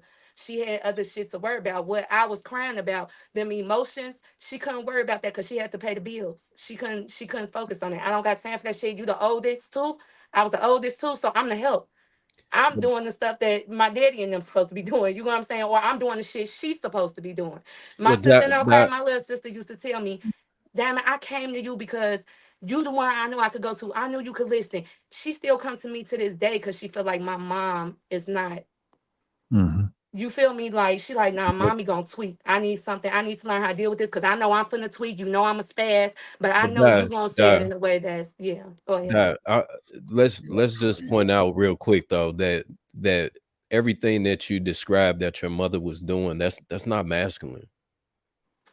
To me, it was masculine. She wasn't nurturing. So But anything that's not feminine is that's fair. I understand that. And I'm aggressiveness to me is hold on. Let me finish. masculine. Let me finish. Yeah. I understand all of that, and I'm sorry that you experienced that, but that's not what masculinity is. So I think that No, I he think didn't say that what it is. That's some trash ass parenting. That's what that is. That's some trash ass parenting.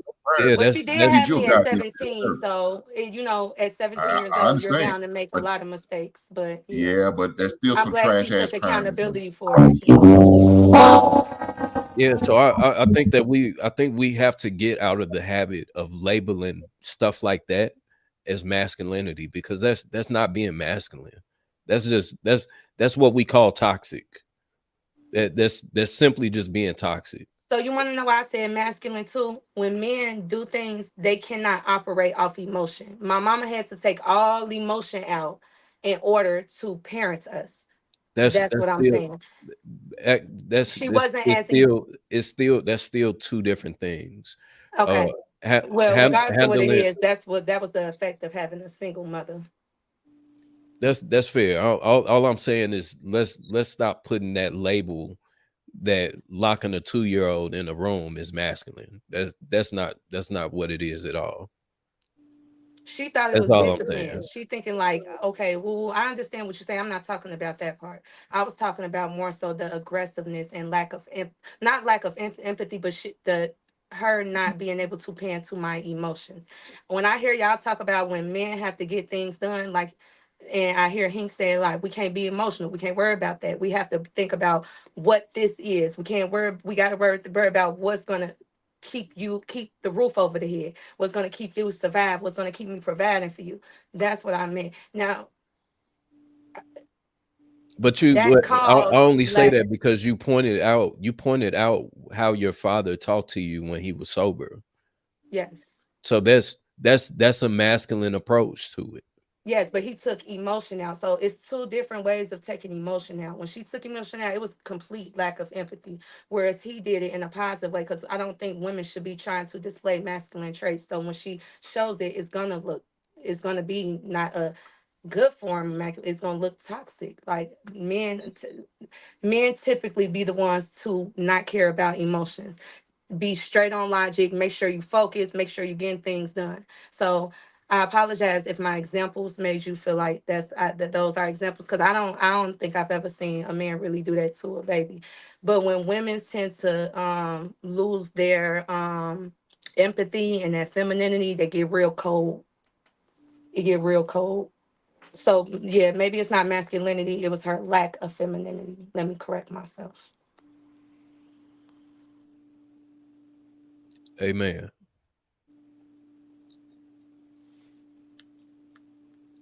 I mean, in essence, I don't believe that men and women are equal. So I know, Hank, you said a blanketed term. I've never believed that.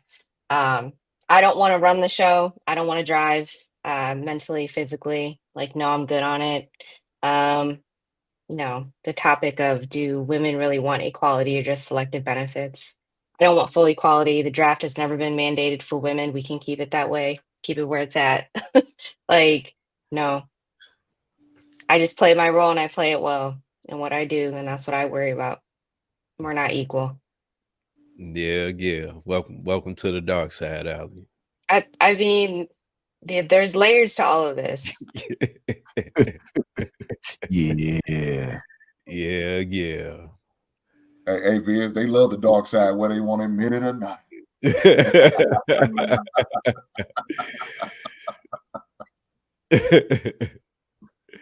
Come on, Kelly. You know you want to call. I'm over it. Yo, Kelly has been having this poker face all night. She's like, I'm freezing right now. Sorry. don't tell me it's 20 in Chicago already. No, it's not 20, but it's kind of cold. Yeah, it was 25 here the other day. It's been windy. Hey, I just have a general question. How long does it take for somebody to know if that's the person that they should marry? 2 days. 2 days. I can't. I just watched Love is Blind, so my mind is stuck on that still. That drama. Crazy. Oh. Sorry. I brought it up. Which contestants are y'all talking about? Which one specifically? Tyler and Ashley. Tyler and Ashley broke my heart. Well, Tyler kind of broke my heart. Like, they were amazing. Their chemistry was amazing. They were beautiful couple together. I just loved them. And then, of course, it had to be a bomb drop. Like, why couldn't we just know this ahead of time, Tyler? Why you just didn't tell us the pause that you had kids? Just say that. Just say you because had they kids. were. And then the Because he ex-wife donated sperm. Donated sperm, but actually, he donated and so I guess I'm gonna ask my question first. Okay. No, they just they Sorry, said the hell with your we question. got lost. We got lost. Sorry. Talk about love and blind. I got excited. Yeah, you start talking about your it. question, because there's married people in there that met after 2 weeks. I can answer your question seriously, Gail. I mean, not a love is blind question. I think within a year, you'll definitely have a true idea. I know that's probably what happened to me. It took about a year to know for sure. Does it ramp up? Well, did it take a year or did you wait a year to get married? I waited 2 years before I got married to her, but it was a year I knew. After that first year, I knew she was the one. That's what I knew. And now it's all about making sure she's consistent with this and making sure she's got everything in line that I need to have in line, making sure she's making the proper adjustments, making sure her kids are in order and they are all on board with the relationship and the transition that we're about to make. So yeah. I'm happy for you, Hank. Yes, Hank, it's so wonderful. But did you know, hey, y'all ladies, you know what y'all need? Y'all need a Hank in y'all life. And then y'all won't be talking like this. Y'all won't be having these issues. You'll be solid. You'll be secure. You'll be in a good place. But it's only one Hank, though. Did it take only that's one what you, Hank? Did it take you I one? can deal with a Hank Oh in my my Hold body. on, I y'all. can't deal with a Hank Hold as my on. husband. That's two different Hanks. Like, maybe it's my daddy, I could deal with it, but as my husband, hell no, Hank, you was too strict. Hell no. No, that's what you need. Kelly had a question. That's exactly what you need. No. Kelly had a question. Tom King energy. No. I suppress my emotions too much already. No. All right, go ahead. Yeah, what's your question? No, I have a question that Kelly had a question for. Can you all hear me? Yes. I usually hear men say, when you know, and it's almost an immediate thing. So did it take you 1 whole year, 12 months to figure out if she was the one? Hank? No, it didn't take me 12 whole months. No, nothing like that.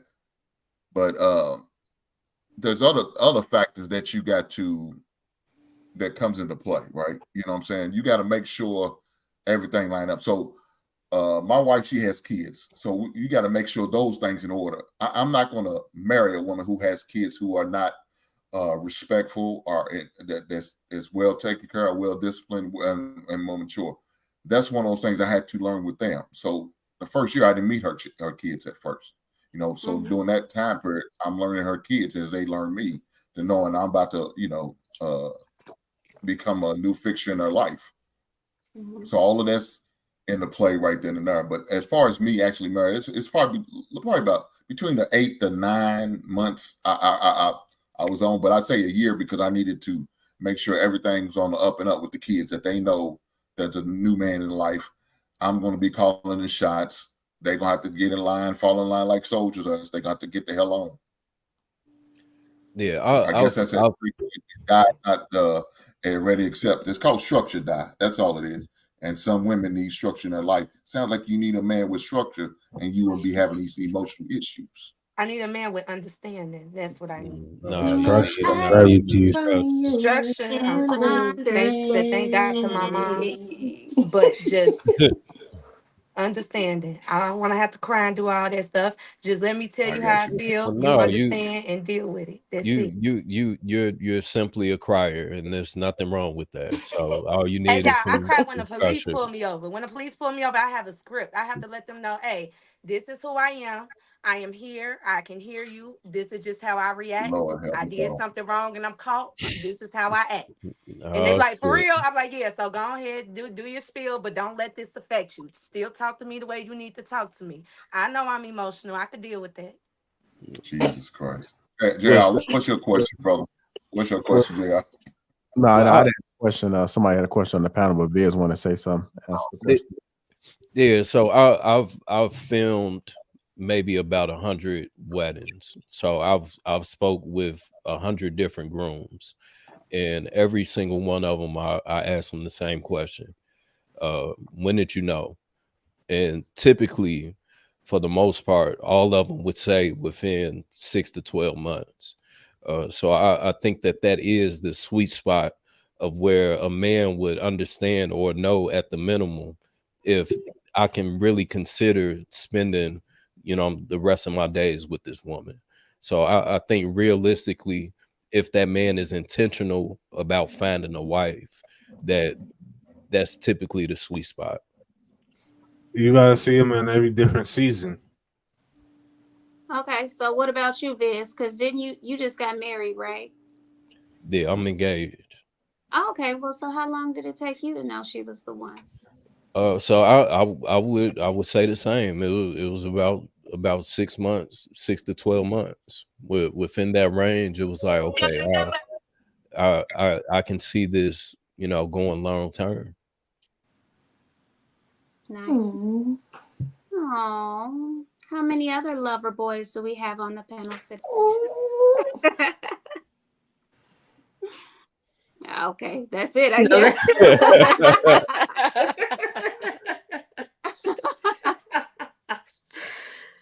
But I think the reason why I said that about the guy, because my BD, the one I'm still not over.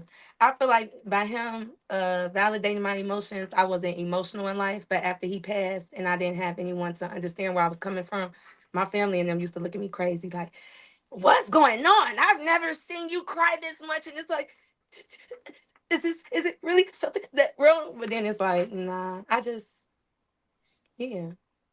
I want to be a girl. I'm tired of being hard body. I want to be a girl. You want I to mean, be? Yeah.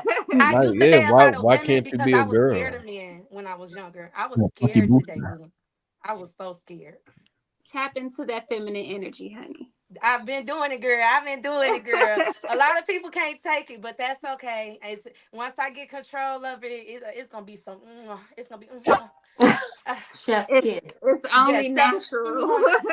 It's a process, but I'm loving the process. I love being emotional. I love being in my feminine, and I love being like, it's like now God has cleared out people who can't deal with me, and now people like, girl, it's okay. I feel like that. I'm like, okay, cool. Okay, Wait. let me breathe. Did you Let me just say breathe. people that can't deal with you? Yeah, they couldn't deal with me. They just like a lot of my friends, they so used to me being happy. So when I wasn't like, I come out and I'm not happy and I'm just sad, it's like almost the whole room could feel it. And they just like, nah, I don't want to invite her out no more. Like, nah, we can't deal with that. She too emotional. Like, we Dad, can't come deal with on, man. You a it. I'm being full-time job, serious. man. I'm You are a dead full-time serious. God Jesus damn. Oh, dead Christ. serious. That's grief. When you don't know how to grieve, that's how it come out. I mean, your candidness is definitely endearing.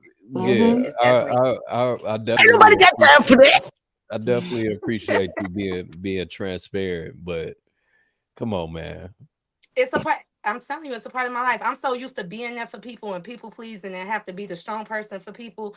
I never got a chance to be vulnerable, and it's now affecting me. Like, I still try to be like hard body, like now, but if I do, then it just randomly comes out. It just spews all over the place. So when I'm emotional about something, I have to feel what I'm feeling in order to learn how to deal with it. And the more I do it, the better I get at it.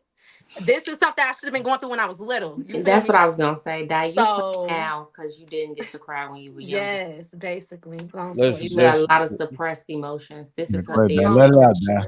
short. Yeah, let's everybody get a group hug, big group hug. Come here, Dad. Oh, my mom. I'm on an Apple iMac. Oh. Well, if it makes you feel better, Di, I mean, Asian moms aren't receptive of that emotion stuff ever. But I tried once to go to my mom crying about a dish. She's like, "That's okay, you can get another one." Don't worry, she don't say none of that stuff. She's like, whatever. I like my mom.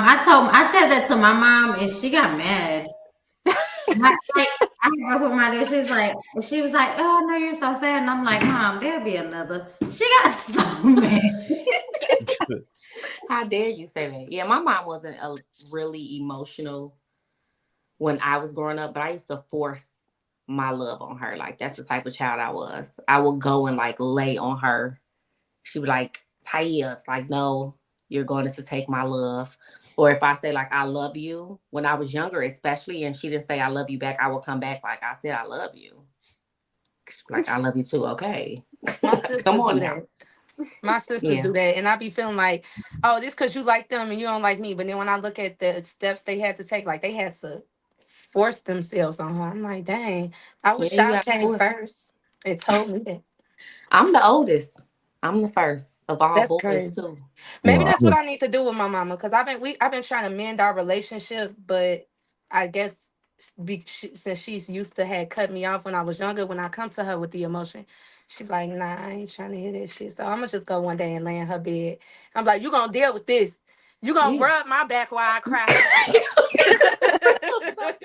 You help create these wounds. You gonna help heal them today. Cause she wants to be that. I could tell she do. And she might not know how that. Yeah, that's why I say I'm gonna just have to do it. Cause my sister come to me because she got her son is in football, but the football coach has not been like doing what he said he was gonna do, and she needs him because my nephew don't have that many good people in their life. So she was like, I need to figure out how to say this to him, but I'm a snap, and I can't go to mommy because she gonna snap. Tell me how to write this. I say, I got you. And here, nigga, I know I got this. So I wrote out the text, and as soon as she got the text back, she was like, he understood. He got it. Because usually when she talked to him, that man be going off on her, like, who is you talking to? And I'm like, nah, you can't say on the that. east side? You can't say that. Can't say that. You gotta be a little bit more empathetic, like, calm down, breathe. That must be on the west side. You said who? I said that must be on the west side. West side, South 290. But all my blood relatives from out south, 160. Not so shy. You're so shy. Well, I was traumatized as a kid, so grew up in a single household. What you mean traumatized? Well, my mother, she forced me to tell the time at the age of 2. At 2?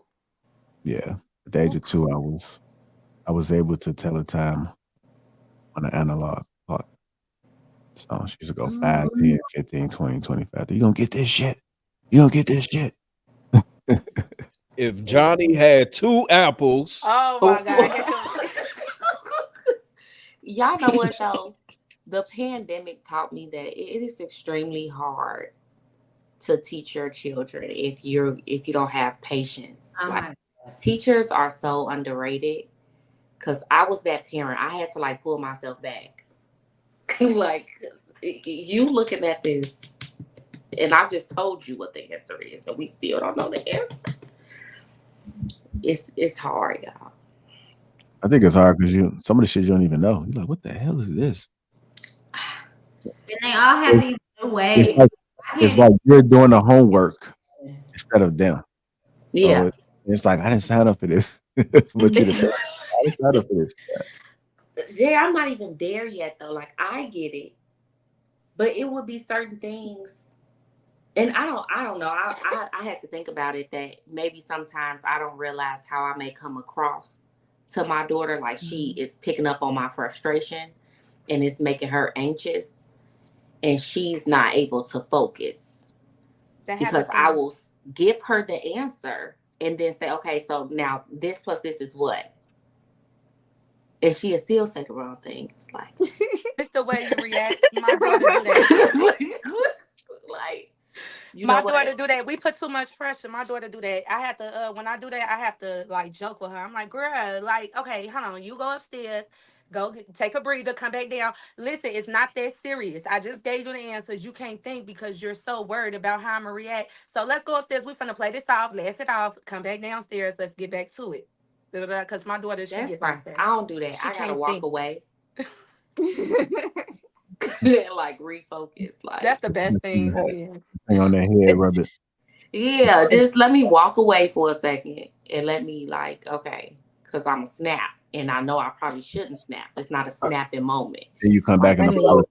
It's like, mommy love you. I didn't mean this. I didn't mean to yell at you. He sounds just like me.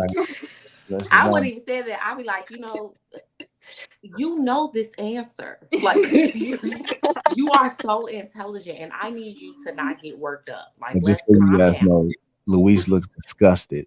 You guys I mean, I was going to say a gentle PSA. There's nothing wrong with private or parochial schooling because my parents didn't even entertain none of that. They're like, well, we're not, we got a language barrier going on. So we're just, nope, we're going to send them to the parochial school to let the teachers help you figure out how to add, subtract, all that stuff. So. I do. Yeah, y'all appreciate educators after the pandemic. Yeah, the pandemic was something different, Allie. You couldn't send them anywhere. Mm-hmm. It was nowhere to send them.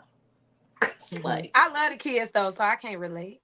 But the anger part, I was becoming like my mom. One day my daughter told me, she said, "Can I be honest with you, mommy?" I said, "What?" She said, "When you talk to me, you sound like you don't like me." I'm like, damn. Like shit. Hey, hold on 1 second, y'all. Search shot $2 says agree with Hink and Viz. Even Ty had a point. And me and even Ty. If you was a first day. I think everybody's tuning in tonight. Catch us next Wednesday. So tomorrow we live Thursday. You want to say something, Luis? I mean, we can still hang out, but you want to say something on the live? Yeah, I was gonna say something. Since we're on the subject, do you guys, ever figure out what your child's like learning style is? Like, are they more visual? They're more hands-on? I think that's very important because although we might know the answer because obviously we're just that much more in tune, but I think sometimes it's how things. I think it's just how sometimes how things are presented in the way that you go about it. I mean, sometimes you gotta put things in almost like a game format, and some things like a puzzle, or even just more of a interactive kind of exchange. But I think understanding your child's sort of like learning style, because every child just learns differently. So it's different neurodiversities. Yeah. So, Luis, the answer for me is no. I didn't know at first. After the pandemic, I put my daughter in a Montessori school, and their approach to education is just totally different than most public charter schools altogether. And they're dealing with like math and everything. In the beginning, they use materials. So it's very visual, right? And my daughter loves like art and using her hands and stuff. So I realized that she is a visual learner. She picks up things quicker when it's displayed to her and she's able to touch things with her hands and get a feel. And it makes sense in her mind if she could put it together. But before that, no, I didn't know what type of learner she was because she was still really, really young too. She was only in preschool through COVID, and I was just trying to keep her on the track and not let her fall off since she had to take the whole year out of school. Yeah, I think that's a good point. And also keep in mind, don't be so quick to allow those schools to label your children. And that plays into what Luis is saying. And maybe your child may have a different learning style. And maybe you might understand your child better than that teacher, because some teachers want to teach the same way, and they don't really have time to cater specifically for your child. So just be knowledgeable what's going on with that teacher, seeing how they teach. Even if you have an off day, instead of doing self-care, maybe you should take a trip to the school and just sit in for a little bit, see what's going on. Or hire a tutor. That's a very good point, JR. I got sent to summer school for math and reading because they didn't think that I spoke English, but I was just terrified of all the other kids. Really? Terrified. Got dropped in an all-white town. I didn't speak. I was damn near mute. I knew what I was doing. I just didn't care to participate. Yeah, I put my daughter in summer school for math just because I wanted her to excel. We just close the show. We can still stand in the back chat for whoever want to stay. Hit the like button. Make sure y'all subscribe. We out. Appreciate y'all.